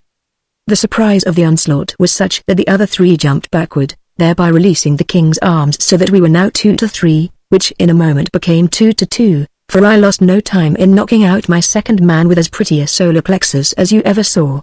There is nothing in the world more demoralizing than a good, solid blow straight from the shoulder to chaps whose idea of fighting is to sneak up behind you and choke you to death, or to stick a knife into the small of your back, and had I been far less expert with my fists, I should still have had an incalculable moral advantage over such riffraff. Once the odds in the matter of numbers were even, the king and I had no further difficulty in handling the others. His Majesty's quarry got away by the simple act of taking to his heels, and mine, turning to do likewise, received a salute from my right toe which, if I am any judge, must have driven the upper end of his spine up through the top of his head. Left alone, His Majesty held out his hand and thanked me profusely for my timely aid, and asked my name. We thereupon bade each other good night, and I went on to my lodging, little dreaming of the service I had rendered to the nation. The following day I was astonished to receive at the legation a communication bearing the royal seal, commanding me to appear at the palace at once. The summons was obeyed, and, upon entering the palace, I was immediately ushered into the presence of the king. He received me most graciously, dismissing, however, all his attendants. "Colonel Cox," he said, after the first formal greetings were over, "you rendered me a great service last night." "Aye, your Majesty," said I. "In what way?" "By putting those ruffians to flight," said he. "Ah," said I. "Then the gentleman attacked was one of your Majesty's friends?" "I would have it so appear," said the king. "For a great many reasons I should prefer that it were not known that it was I, your Majesty," I cried, really astonished.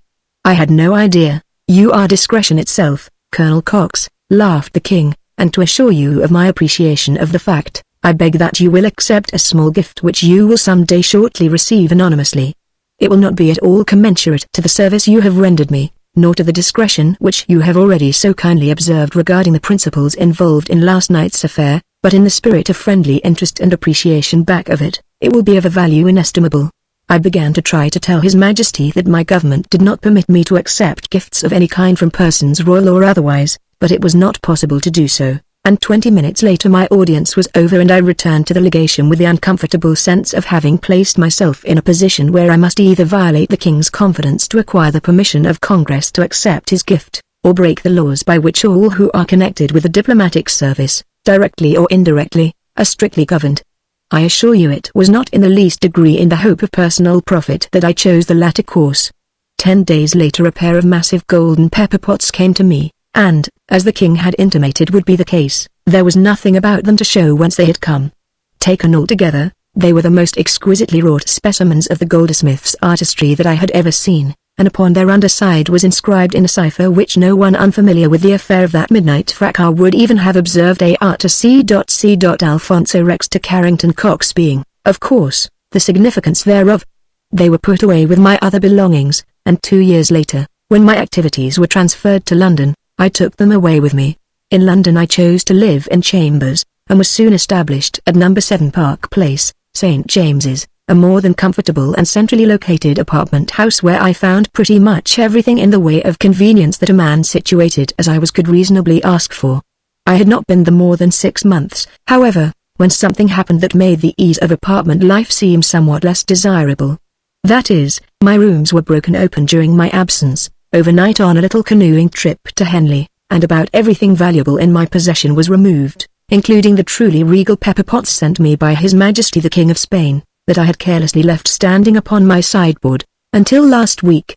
The general continued, nor hide nor hair of any of my stolen possessions was ever discovered, but last Thursday night I accepted the invitation of a gentleman well known in this country as a leader of finance, a veritable captain of industry, the soul of honor and one of the most genial hosts imaginable. I sat down at his table at 8 o'clock, and, will you believe me, gentlemen, one of the first objects to greet my eye upon the brilliantly set napery was nothing less than one of my lost pepper pots. There was no mistaking it. Unique in pattern, it was certain of identification anyhow, but what made it the more certain was the cipher AR to CC. And of course you claimed it? Asked Dozifraze. Of course I did nothing of the sort, retorted the general. I trust I am not so lacking in manners. I merely remarked its beauty and quaintness and massiveness and general artistry. My host expressed pleasure at my appreciation of its qualities and volunteered the information that it was a little thing he had picked up in a curio shop on Regent Street, London, last summer. He had acquired it in perfect good faith.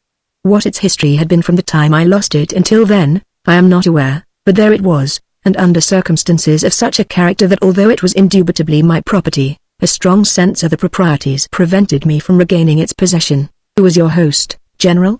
Asked Tickletoe. The general laughed. That's telling, said he.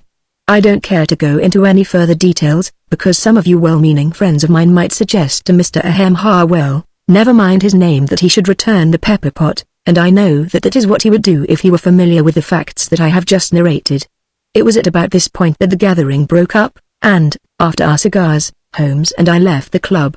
Come up to my rooms a moment, said Raffles, as we emerged upon the street. I want to show you something. All right, said I. I've nothing in particular to do this afternoon.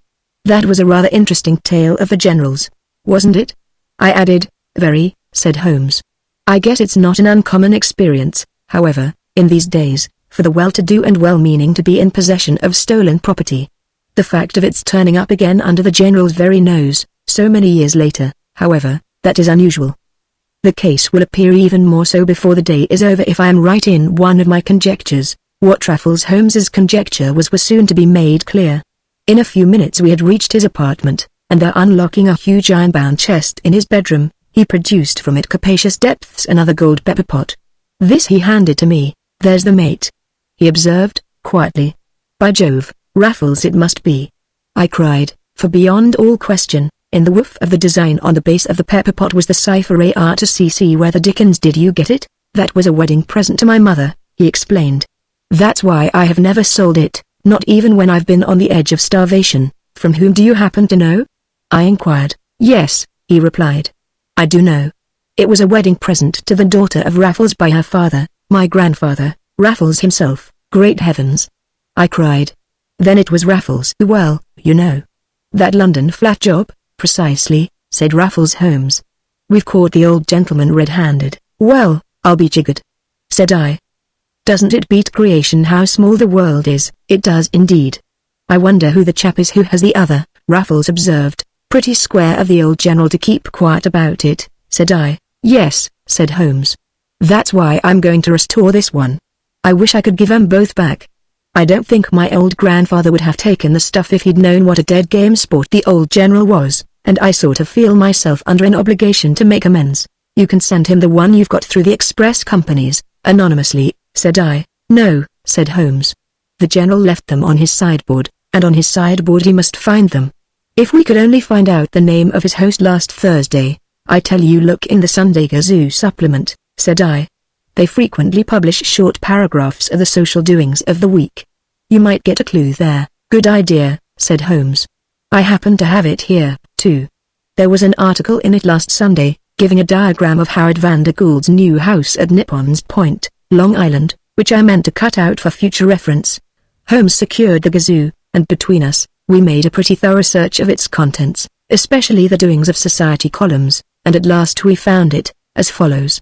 A small dinner of 30 was given on Thursday evening last in honor of Mr. and Mrs. Wilbur Rattington, of Boston, by Mrs. Rattington's brother, John D. Bruce, of Bruce, Watkins & Co., at the latter's residence, 74 Fifth Avenue.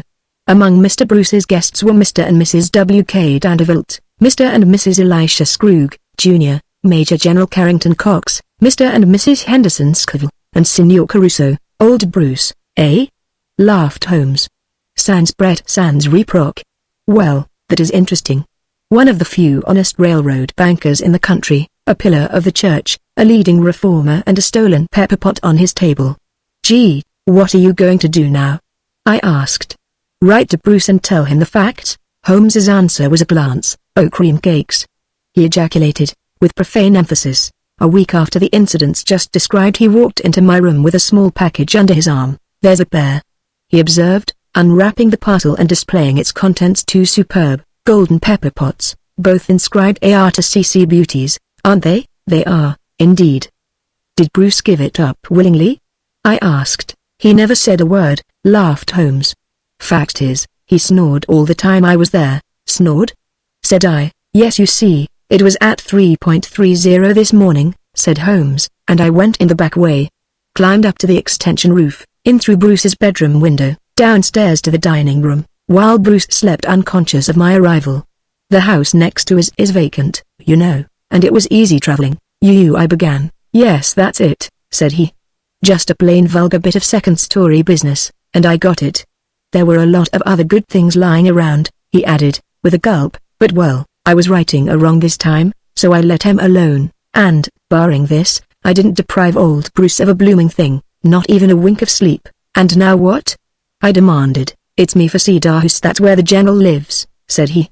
I'll get there about 11.30 tonight, and as soon as all is quiet, Jenkins, your old pal, Raffles Holmes, will climb easily up to the piazza, gently slide back the bolts of the French windows in the general's dining room, proceed cautiously to the sideboard, and replace thereon these two souvenirs of a brave act by a good old sport, whence they never would have been taken had my grandfather known his man. You are taking a terrible risk, Raffles, said I. You can just as easily send the things to the general by express, anonymously, Jenkins, he replied. That suggestion does you little credit and appeals neither to the Raffles nor to the Holmes in me.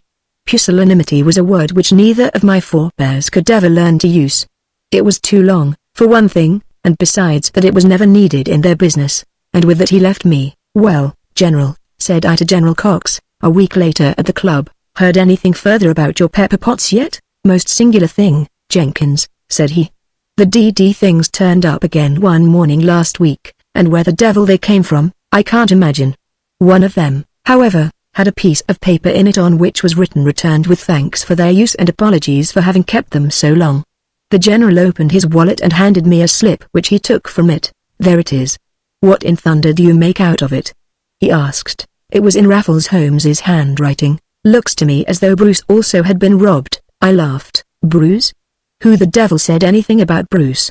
Demanded the general. Why, didn't you tell us he had one of them on his table? Said I, reddening. Did I? Frowned the general. Well, if I did, I must be a confounded ass. I thought I took particular pains not to mention Bruce's name in the matter, and then he laughed. I shall have to be careful when Bruce comes to dine with me not to have those pepper pots in evidence, he said.